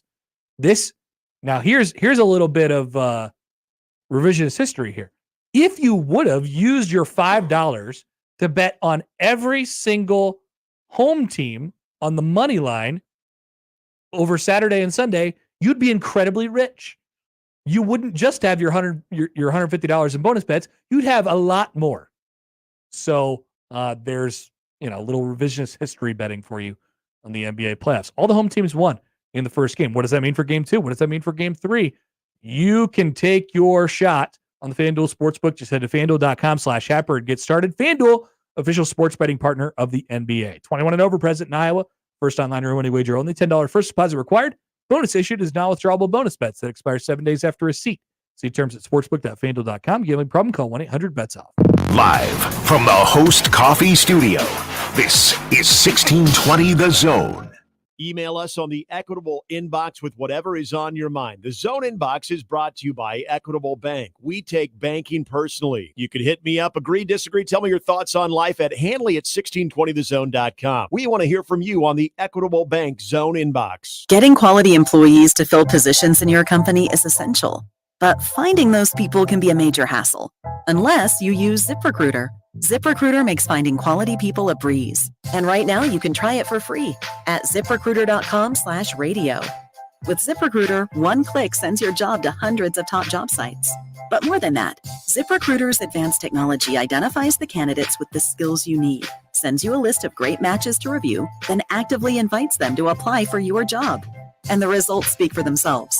4 out of 5 employers who post on ZipRecruiter get a quality candidate within the first day. That's right, the first day. Now you can focus on your business and let ZipRecruiter do the work finding the best people for you. See for yourself. Experience the ease, efficiency, and power of ZipRecruiter for free. Just go to ZipRecruiter.com/radio. That's ZipRecruiter.com/radio. ZipRecruiter.com/radio. When it comes to concrete repair, Everlevel has some serious game. Coach Greg McDermott here to coach you on why you should choose Everlevel Concrete Repair. They've got the fundamentals to fix your cracked and uneven concrete, and their products will give you the best defense against future damage. It's a fraction of the price compared to replacement, and their solutions come with a long-term transferable warranty. Working with Everlevel is a slam dunk. Call Everlevel Concrete Repair today for your free inspection.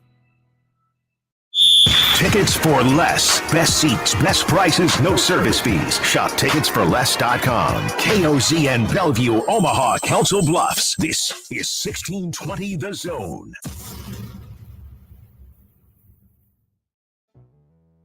Let's get back to the Connor Happer Show on 1620 The Zone. Our little Kraton, Nebraska handshake meme before we get to Sam McKewon from the Omaha Handshake World Herald. meme? That's right, Josh. But they hate each other. No. Oh, well, that's right. It's not a rivalry. Not anymore. They are best friends now. Here's why. So Kraton basketball lost one of their assistant coaches, Jalen Courtney Williams, to LSU. That's right. Last I've weekend. seen this. I've heard about this. They have now filled that role. Oh.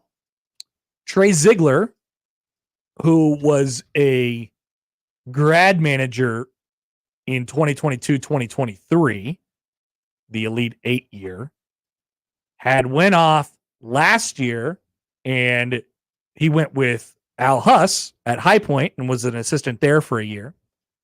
And now he is coming back to Mac's staff for Kraton to replace Jalen Courtney Williams. So once again, Trey Ziegler on the staff. And it is Ziegler, according to Rob Anderson. All right, so note that. Okay. Note that when I say this as well. Trey Ziegler is the son of Nebraska assistant Ernie Ziegler, who coached Trey at Central Michigan for a couple years. Ernie was there. Small world. Trey was a player. There you go. Trey went on to play a year at Pittsburgh and then a year at TCU and scored almost 1,500 points in his collegiate career, which was not all that long ago. Trey Ziegler is Kraton's newest assistant, and he is the son of Ernie Ziegler, and it's Ziegler. That's right. This is a huge revelation. How about this horrible joke from Rob Anderson on Twitter? Oh, okay. Hi, Rob. What? No, I didn't know where you're going. Oh, yeah. Oh. With horrible joke. This is rough. This is rough from Rob. This is bad look for Rob. He quote tweeted the release and said, "Trey is back," in all caps with 2 exclamation points. I see what you did there. I thought that Elon was canceling engagement farming. What happened? I thought Elon was canceling engagement farming. I believe Rob is going to get a DM saying that he owes Elon like 50 cents or something. Yes, I think that's right. Kraton been a little quiet in the portal, although they are bringing the St. Mary's guy is here today. Mulhaney, I think is not Mullaney, Mahaney. Comedian John Mulaney. Not John Mulaney. For Kraton. Aiden Mahaney. Oh. Speaking of white guy names. White guy name. Aiden. That's in the Hall of Fame, I think. Aiden Mahaney. He is on his visit to Kraton at the moment. And he was St. Mary's leading scorer last year. So there's that. But most importantly for the Jays, there is still 2 decisions that are lingering out there. Those decisions have to be made this week, Josh. This week. Decisions to be made. That is right.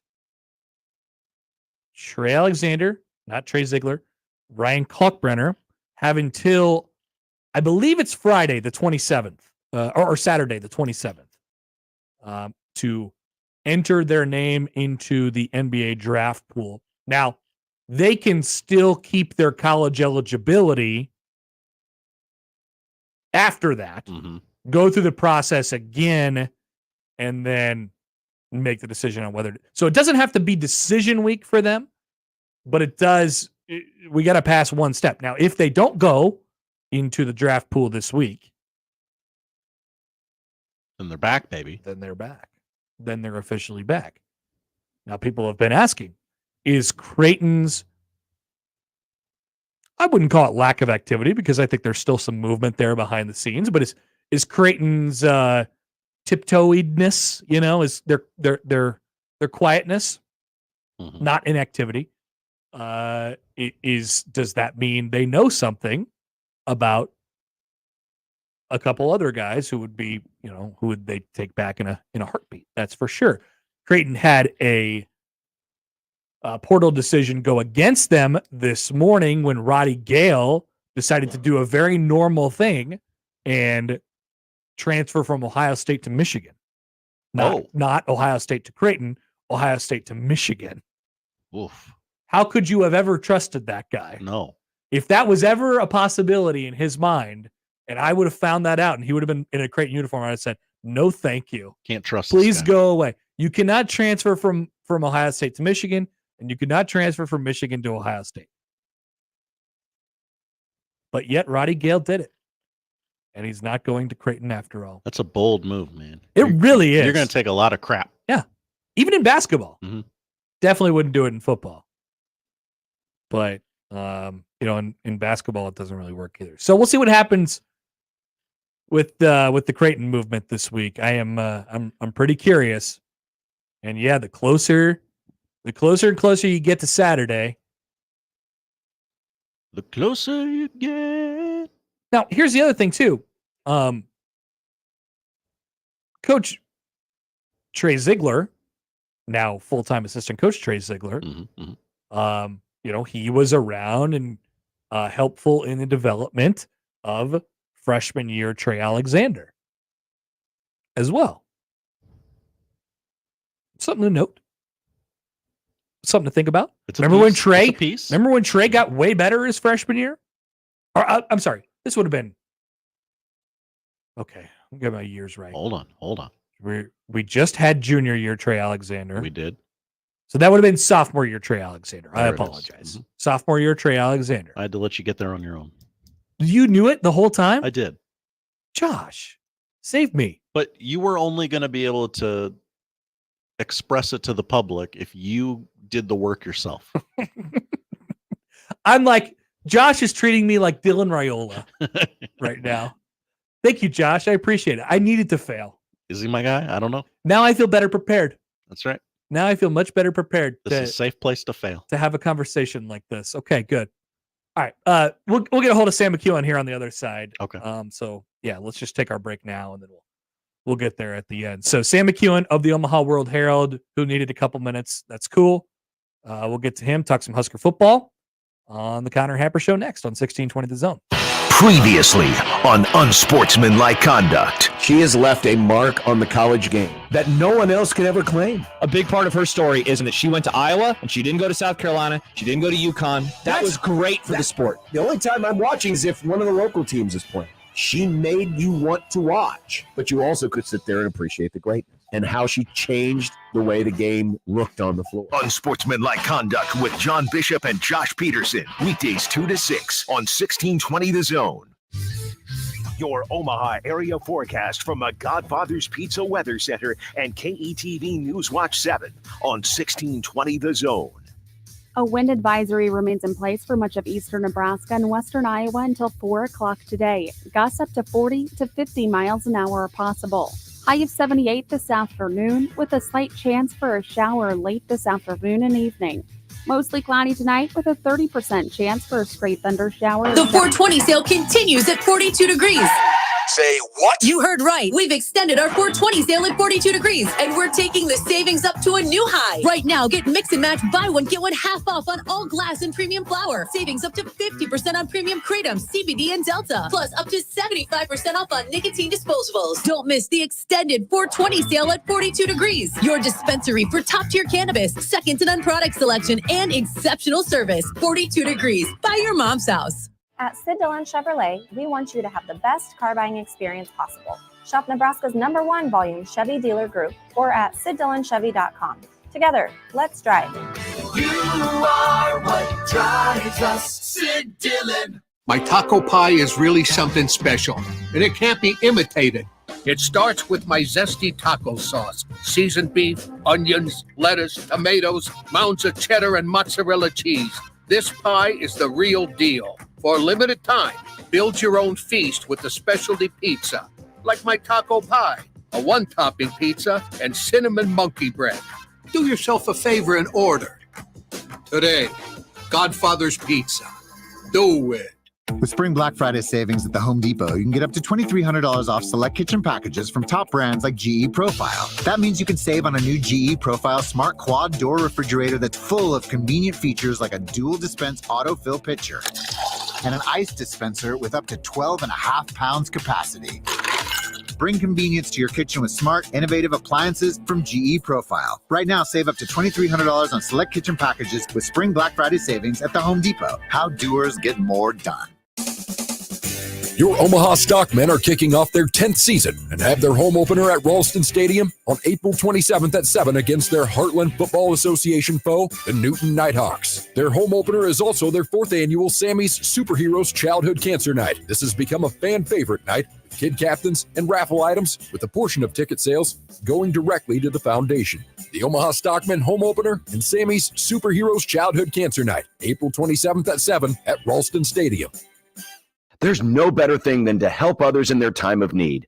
John Bishop here to invite you to be an organ and tissue donor at goodguysavelives.com. Anyone can register, regardless of age or medical condition. Donor hearts and lungs save lives. Donor tissue makes recovery from surgery easier. Next time you renew your license, check that organ and tissue donor box or visit goodguysavelives.com. Learn more about organ donation today and see how you can save 8 lives at goodguysavelives.com. Hey, a bunch of cool things going on our website right now, 1620thezone.com, including, for all you gas mowers out there, the Field of Green sweepstakes. They're giving you your chance to win 5,000 smackaroos for all your home improvement plans. Just learn how to enter at 1620thezone.com. We're joined now in the 42 Degrees of Source hotline by our good friend Sam McKewon from the Omaha World Herald. Sam, good afternoon. How are you? Samuel? Oh, God. No, you got me. Oh, he's there. Hey. Yeah. Oh, we were going to wait. We were just going to wait with dead air as long as it took. No. I was just driving through Midtown Lincoln, the great area of that town. You're familiar with that part of Midtown. I am. It's like a black hole. I don't know about that. There's all there is chicken restaurants and no cell service. That's right. Now there is chicken restaurants for sure. And just drove by the old Chick-fil-A at 48th and Oh yeah. And it's as busy as usual. Yeah, you're right in the heart of it, man. You're right in the heart of it. For people who don't know, this Chick-fil-A is not well conceived design-wise. It's not. And so they stuck it into a corner instead of into a middle. So the cars snake out into a Target parking lot, or I guess the Super Saver parking lot. And it's not a good setup at all for the fanatical love for Chick-fil-A in Lincoln. It's a tie between Cane's and Chick-fil-A in Lincoln for which one gets more traffic on a daily basis. Oh, it used to be Cane's right there at that 48th, but I don't know. Chick-fil-A might have it now there. That's that there's a lot going on. And then there's a Popeyes like a half a block down the road even further. There is. It's very rare that Chick-fil-A and Cane's butt heads with such geographical proximity. Usually, in most places, they know better than they kind of stay away from each other. But on 48th Street, they're right there. And it's a battle royale. Yeah, no, you got to get in there. Sam McKewon from the Omaha World Herald is with us. All right, Sam. Coming off of practice on Saturday, I appreciate. Yeah. Do you appreciate Matt Rhule's tepidness in saying out loud what I think we're all starting to get the sense of right now, which is that Dylan Rhule is their quarterback? Yeah, absolutely. I appreciate his tepidness because there's a spring game on Saturday, and who knows how that's going to go. They're going to be competitive. And it's probably not going to be quite the offense is going to just do whatever it wants environment. I think they'll try to make it challenging for both sides of the ball. And yeah, so he's going to have to work against the defense. I don't think there's going to be a ton of first teamers out there, but you don't want to put too much out there until the public gets to see it. And so I think Saturday, if Dylan plays really well, what we'll hear is, oh yeah, he's been doing all this stuff during the spring. If he doesn't, I think we're going to hear, well, he's been looking really good during the spring. So but you don't want to put that out there before, they put together the key performance. So Saturday is important in that way, and I think he'll play fine. I've heard good things about Rhule too. I haven't seen them with my own two eyes because we really haven't seen practice. So I'll go by based on what happens on Saturday. It's a grain of salt, but it's a grain nonetheless, and we'll see what happens. Do you think they're prepared? I was thinking about kind of what he has to be this year, and we know that he has this really good arm talent, and quarterbacks of that caliber have this ability to make really crazy awesome throws, but also have a tendency to maybe trust it a little bit too much, and that leads to some mistakes. How do you think that will counteract with what Nebraska has around him and kind of what they want to do on offense? How good of a fit is it to put that caliber of player in a position where Nebraska's offense is at right now? I think it can be really beneficial. One thing that I would discount too is if Nebraska's receivers have kind of taken that next step. Let's say Jalen Lloyd, for example, is a more effective receiver in the slot, and Jalen Lloyd's not just going for seam route bombs, but he's able to work the middle of the field. He's slightly taller than Billy Kemp, who, as it turns out, was kind of short. He just wasn't quite tall enough, I think, to handle Jeff Sims for sure, and Harbaugh didn't hit him a lot either. There's maybe some things that Nebraska can do to help Dylan Rhule out in spacing pass routes. I think a player of his caliber, or his talent, I should say, can do a lot of things. I think he's capable of many, many things. If you give him some time, and you're not trying, it's not necessarily going to be a 400 level offense, guys. It's probably going to be 100, 200 level. His tech can probably get him to some of the things that most freshmen can't do. But when I say 400 level offense, I'm talking about stuff that you get into when you're a fifth-year senior, or some of the past concepts. For example, Tanner Lee was throwing. Now Tanner threw some interceptions for sure, but some of the stuff that Nebraska ran that year was pretty hard to stop. But you also needed a quarterback who had been in college football for 5 years. So who Dylan's going to be in year 3 and who he is in year 1 stop the same player. He's going to be a much more advanced player by his 3rd year when he understands all the defenses that he's going to face and all the counters to it. So I think there's things he can do on Saturday. People will probably see those things. One thing I think Dylan's probably pretty good at, I don't know if we'll see it on Saturday, is the ability to kind of hold a pose that's sort of focused in one direction and still have the footwork and the arm strength to make a throw slightly across his body in the pocket. Mm-hmm. And not everybody can do that. That's actually a skill. And I think he probably has it. By that, what I mean is, if you're thinking about like a backside dig, You can look at the front side. The backside dig would be as opposed to his right side. And so you're looking at the front side, and you're trying to make something happen there, and then you come to that backside, and you're able to kind of throw it almost flat-footed or almost on the top of your feet, and it's there. Just And a flick of the wrist. Yeah, and it's like a 14-yard throw, and backside digs take time to generate, but they're great routes if you can get to them. Or, they're great routes. The other thing that I think is really important to watch is they have to get more out of their quick passing game. Now, I know Nebraska fans are thrilled with the sideways passing game, so to speak, but you've got to be able, I'm not exaggerating, 5 to 10 times a game. You've got to be able to throw the ball out to the edge and get 4 or 5 yards to take some pressure off of your run game. Because your run game's not going to get 5 yards per tote in the Big Ten the first 10 times you run it. You've got to get some guys out of the box a little bit. And the way you do that is, okay, you're going to put an extra guy in there, or your safety sneaking up. I'm going to throw it out here where we've got basically 3-on-2, and we're going to try to get 17 on you there. And then all of a sudden the defense changes. They've got to get better at that. They basically stopped running it last year, so they've got to find a way to get back to it. Hey, Sam, how do you feel about that run game right now? The way they talk about the offensive line is super encouraging, and there's reason to think that group will be another step better this year. But there's still some concerns about the running backs in particular, and not only who might they use and when might they use them, but also just the guys that are actually available to you at that spot. Like, how do you feel about that picture in totality right now? It's a great question.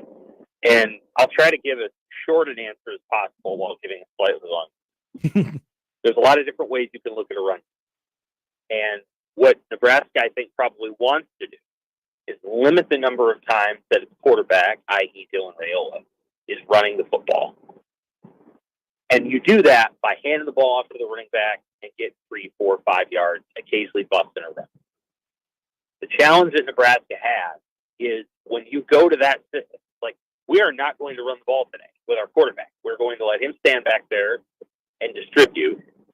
What you're kind of asking is to run for about 120 yards, maybe 140 with your back, and not use the quarterback. Because when you enter the quarterback into the run game, you're going to get more yards, Connor, but you're going to get more fumbles. There's just no, it's not just correlated, it's causative, right? And so, how does Nebraska feel about that? And how do Nebraska fans feel about it? Like, again, you have to understand that if you're going to a pro-style offense, the goal of the run game is to establish and control physicality, but it's not necessarily to break 75-yard runs like you can in the option. The goal of the run game is to establish those things and then set up the throw and help your offense throw the ball. And I think that's the direction Nebraska wants to go in. Nebraska fans have to get used to that.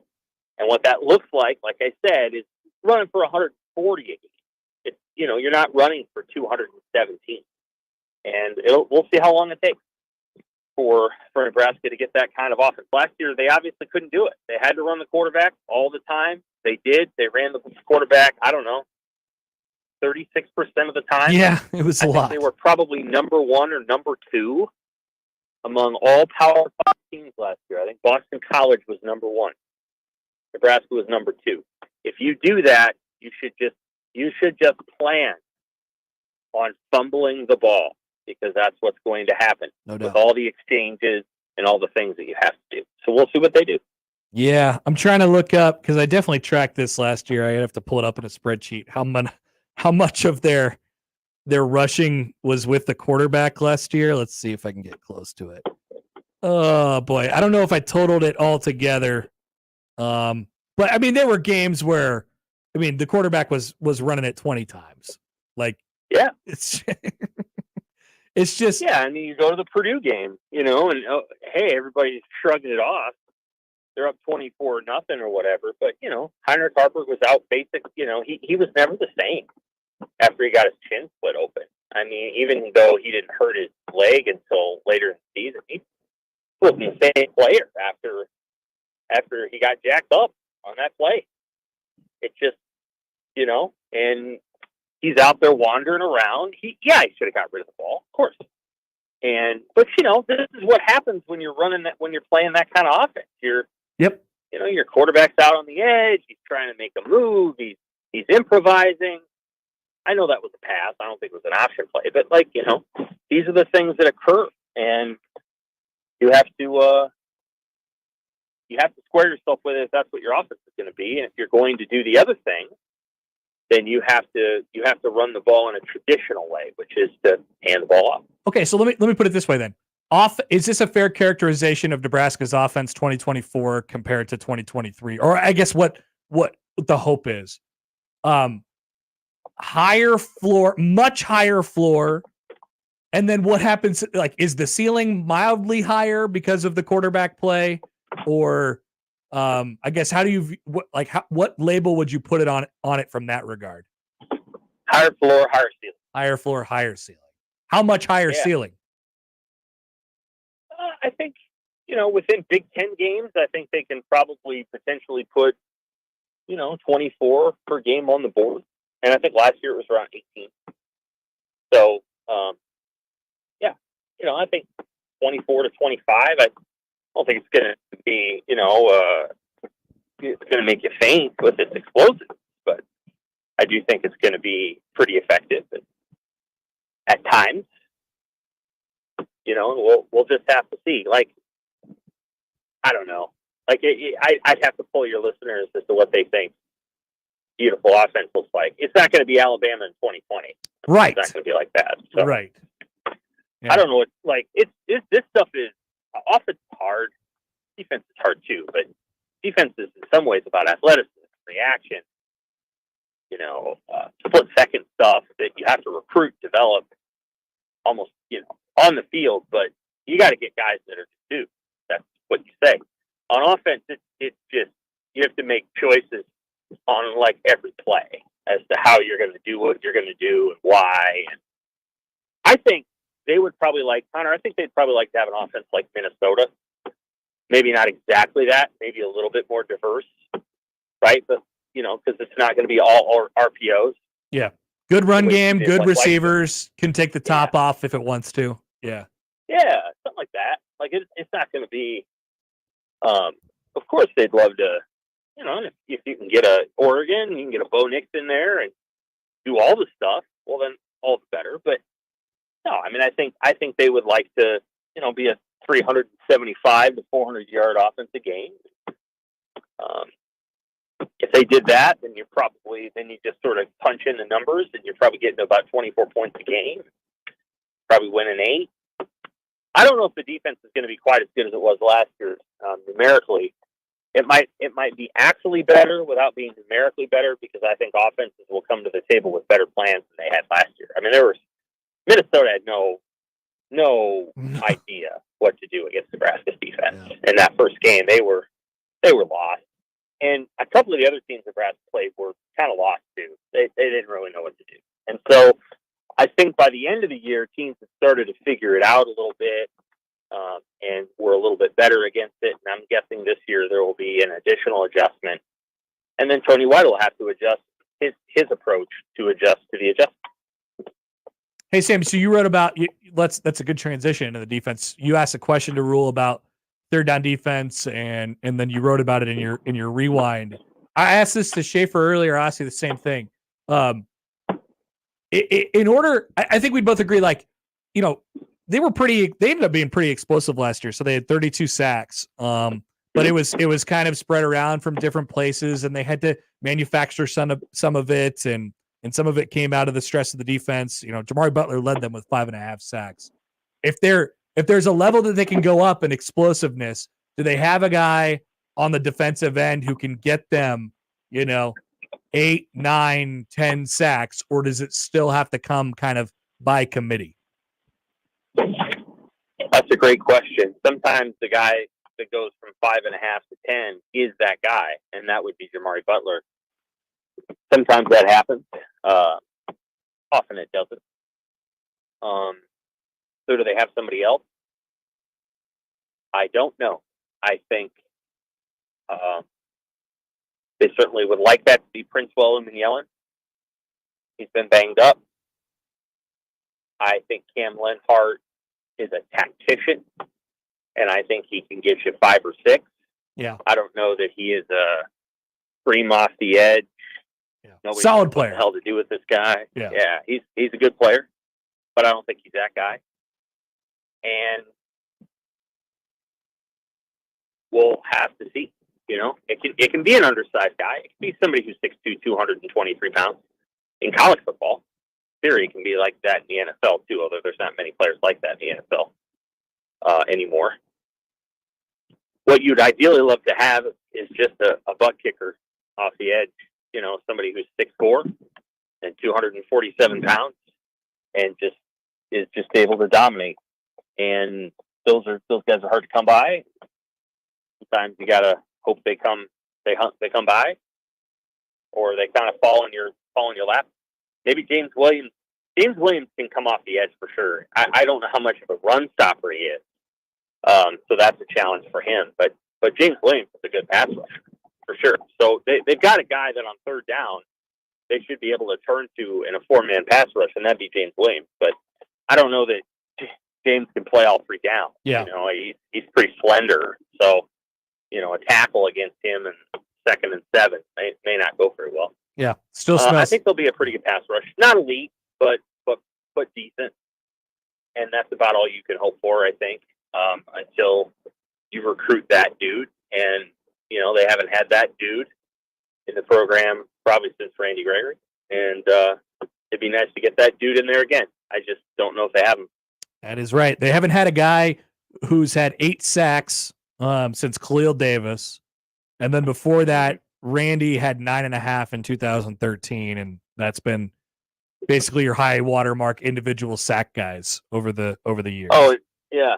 And Khalil can do the job. I mean, Khalil was an unbelievable athlete within the program. Maybe the best athlete Nebraska had on the defensive side of the ball since Randy Gregory. I mean, Khalil's an incredible athlete. Now, he wasn't the most disciplined player in his pass rush lane, but he was an incredible athlete and probably could have played off the edge in this defense. They probably would have slimmed him down and made him 6'5", 265 or 270, and let him play Jamari Butler's position, and he would have been awesome. But that's not what they had him doing when he was here. So yeah, ended up actually kind of going the other way a little bit. All right, Sam. Thanks for the time as always. Great stuff, and we'll talk to you next week. Take care. Sam McKewon from the Omaha World Herald. As always, fantastic stuff from him. Go read his rewind, by the way, on third downs and how Nebraska's been bad at that and how they need to get better. It kind of weaves into our conversation about sack getters and things like that. A little breaking news while we were in the conversation there with Sam.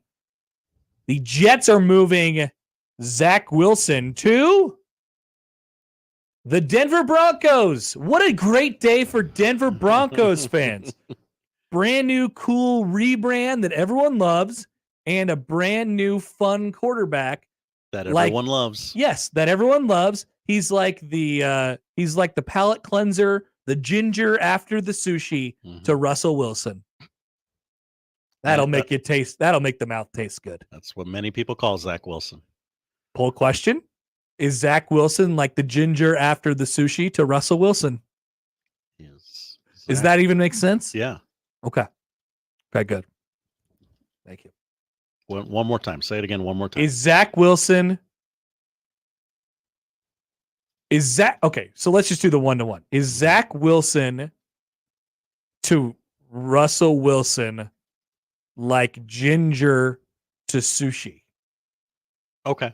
That's the colon, the 1-to-1. All right. At Happer Show, please vote. We'll recap the polls and we'll tell you what to watch when we return on the Connor Happer Show on 1620 The Zone. Big names, big games. We've got them all. 1620 The Zone. Is your concrete cracked or uneven? Hey everyone, Coach Greg McDermott here to explain why you should choose Everlevel Concrete Repair. Many people think they need to replace broken concrete, but repairing it provides durable protection and comes at a fraction of the cost. Everlevel provides permanent repair solutions to fix your concrete and protect it against future damage, and it all comes with a long-term transferable warranty. They offer free inspections to walk you through the entire process. Call Everlevel Concrete Repair today. Do you like to shoot fireworks? Would you like to get paid to shoot fireworks? J&M Displays wants you. Help shoot an Omaha Storm Chasers game, Memorial Park display, or any of the major shows in western Iowa and all of Nebraska. If you like to travel, J&M covers Nebraska, Kansas, and most of Missouri. They offer free training and great daily pay rates, which makes it a perfect part-time job. Visit jnmdisplays.com and click the Join Our Team tab to find out more. J&M Fireworks. Timber Creek Pizza Pub and Grill serves pizza with an unforgettable pizza sauce and unique combinations of bold flavors. Try customer favorites like the Crab Ragoon Pizza, Mountain Man, or the Upset Grizzly Bear. There are daily specials and menu items like tacos, salads, wings, and burgers. Stop in and check out Timber Creek's family-friendly dining environment while enjoying a popular adult beverage. Timber Creek Pizza Pub and Grill at 178th and Harrison and at timbercreekpizzaomaha.com. Get in zone, AutoZone. Welcome to AutoZone. What are you working on today? Thinking about gas mileage. You know, changing your oil with a full synthetic oil like Valvoline Advanced can help your engine get more miles. Right now, you can get 5 quarts with an STP Extended Life oil filter for only $35.99. Get started on your next job today with the parts you need when you need them at AutoZone or AutoZone.com. Get in zone, AutoZone. Restrictions apply. Babes, what are you doing? What? I'm just mowing the lawn. No, it's blazing hot and dry out here.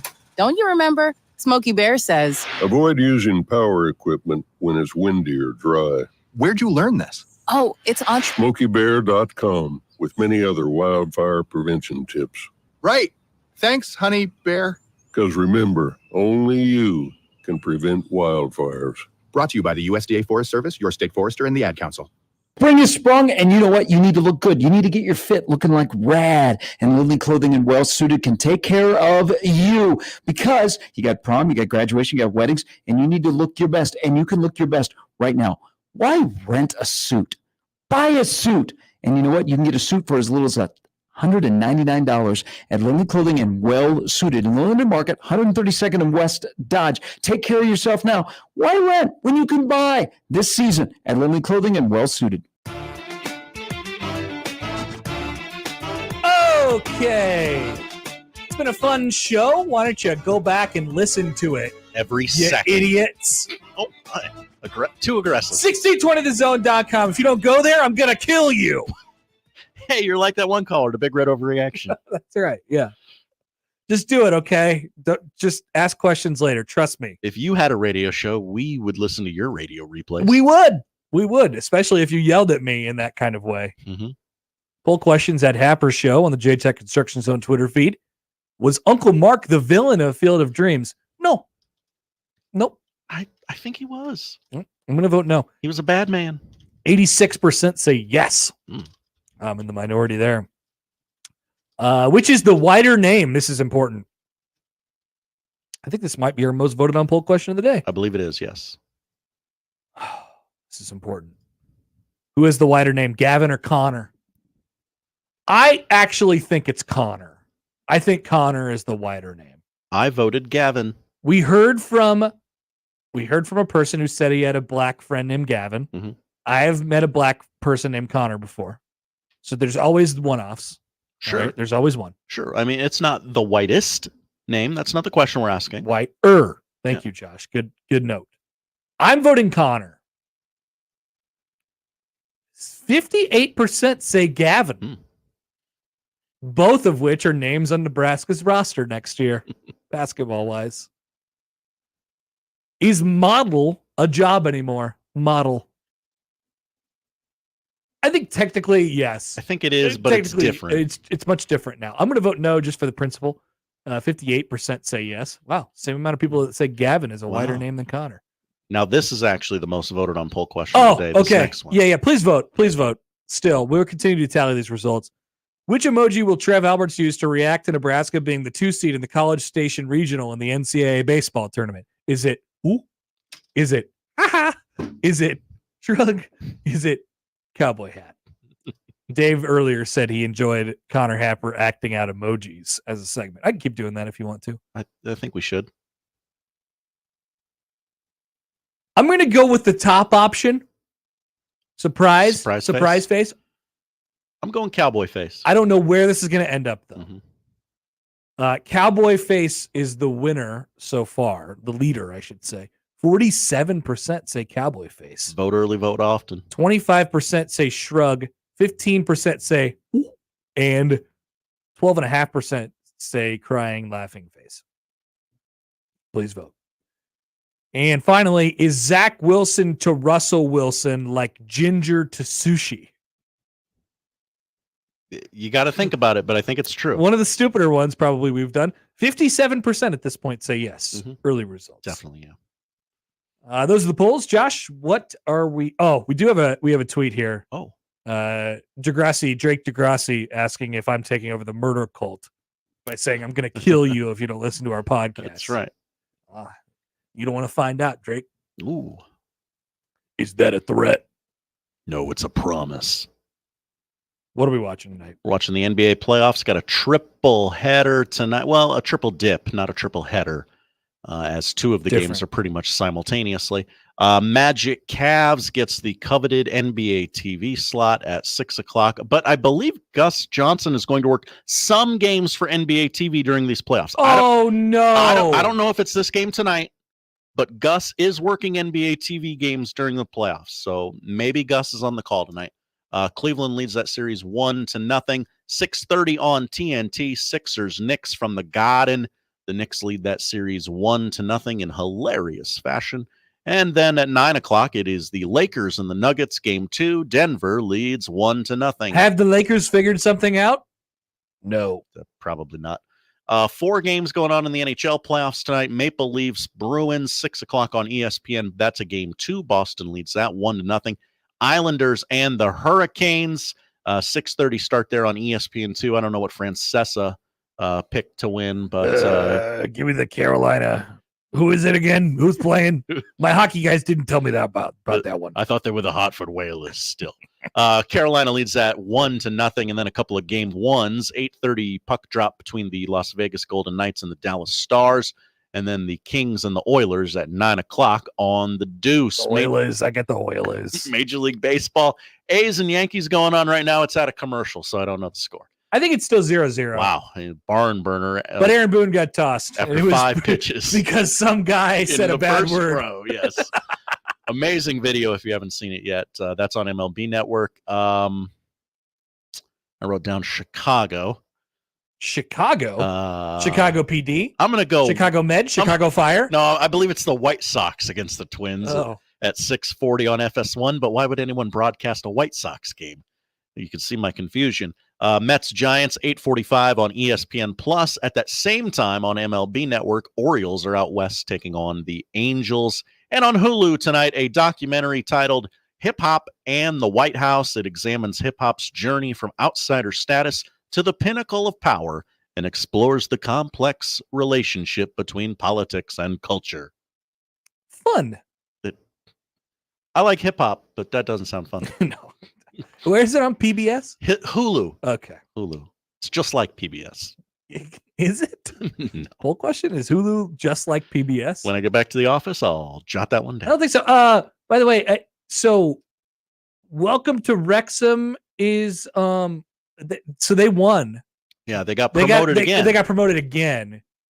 And so the this past season will be on Hulu coming in May, I think. And also the Bear, I think, is back. So that's what's coming up on Hulu. Coming up. If you're interested. Yeah, not tonight, just eventually on Hulu. That's right. That's what I'm watching or looking forward to. That and the Royals. May 3rd, yes. Welcome to Wrexham. New season. If you missed anything, that's in the UK, so I don't know about America. That's okay. I'm going to stop talking now. If you missed anything, you could check it out. 1620thezone.com. The crossover is next. Live from the Host Coffee Studio. This is 1620 The Zone.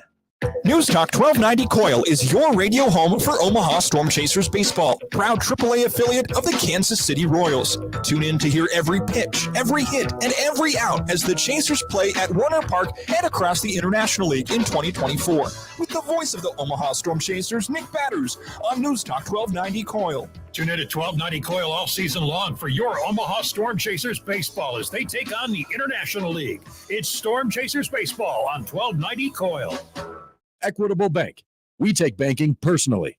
EquitableOnline.com. The Zone Hotline is powered by 42 Degrees. The Source. By your mom's house. Prescriptions require an online consultation with a healthcare provider who will determine if appropriate. Restrictions apply. See website for details and important safety information. Subscription required. Price varies based on product and subscription plan. Hey guys, did you know there's a generic form of Viagra that works just the same but is 95% cheaper? And you can get it online at hims.com/radio. Through HIMS, you'll get a free medical consultation to determine the ED medication that's best for you, discreet shipping if prescribed, a 100% online process, and a range of treatment options, including trusted generic alternatives to the name brands, at up to 95% off. ED is personal, and at HIMS, so is treating it. Just go to hims.com/radio and get connected to a licensed medical provider online for free, with zero copay, no expensive appointments, and no awkward face-to-face conversations. To start your free online visit, you need to go to this exclusive address, hims.com/radio. That's hims.com/radio for your free online visit. hims.com/radio. Hi, we're the Goo Goo Dolls. We're fortunate that we can give our daughters everything they need to grow and learn. But not every child can focus on classes and play dates. Nearly 13 million kids in the U.S. face hunger. That's 1 in 6. School lunch might be their only meal each day, and it's heartbreaking to imagine any child going to bed hungry. We're dreaming of a perfect day when kids can smile, play, and just be kids without worrying about where their next meal will come from. Feeding America is working to make that perfect day a reality. Each year, the Feeding America network of food banks rescues billions of pounds of good food that would have gone to waste. That food is given to families and children in need. Being a kid should be about doing things that make an ordinary day extraordinary. Learning to play an instrument, building a sandcastle, hosting tea parties. Hunger should never be an obstacle to growing up. You can help end childhood hunger in your community by visiting feedingamerica.org. Brought to you by Feeding America and the Ad Council. Howdy, Greg Wagner joining you from the Nebraska Game and Parks Commission. Time now for another Nebraska Outdoor Update. Say there's a lot to do this season in Nebraska's outdoors. There's always hiking in the state parks. There's bird watching. There's trout stream fishing action. There's scouting for that spring wild turkey hunting trip. And there's looking for shed deer antlers in your favorite woods. So there's no reason to be a couch potato, is there? No. Get outdoors and enjoy.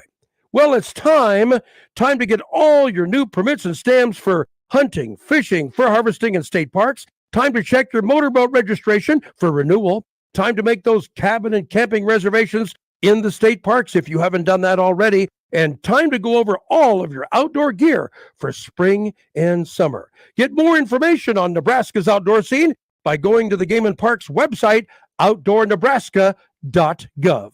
And that'll wrap it up. I'm Greg Wagner with Nebraska Game and Parks. The back seat. Check the back seat. All right, come here. Check the back seat. Gets in your head, right? Good. Because every year, dozens of children are forgotten in the backseat of a car by a parent or caregiver. All never thought it could happen to them. But with changes in routines, distractions, or a sleeping child, it can happen to anyone. Parked cars get hot, fast, and can be deadly. So get it in your head. Check the back seat. A message from NHTSA and the Ad Council. Tickets for less. Best seats, best prices, no service fees. Shop ticketsforless.com. KOZN Bellevue, Omaha, Council Bluffs. This is 1620 The Zone. Crossover. Oh, killer crossover. Just crossover.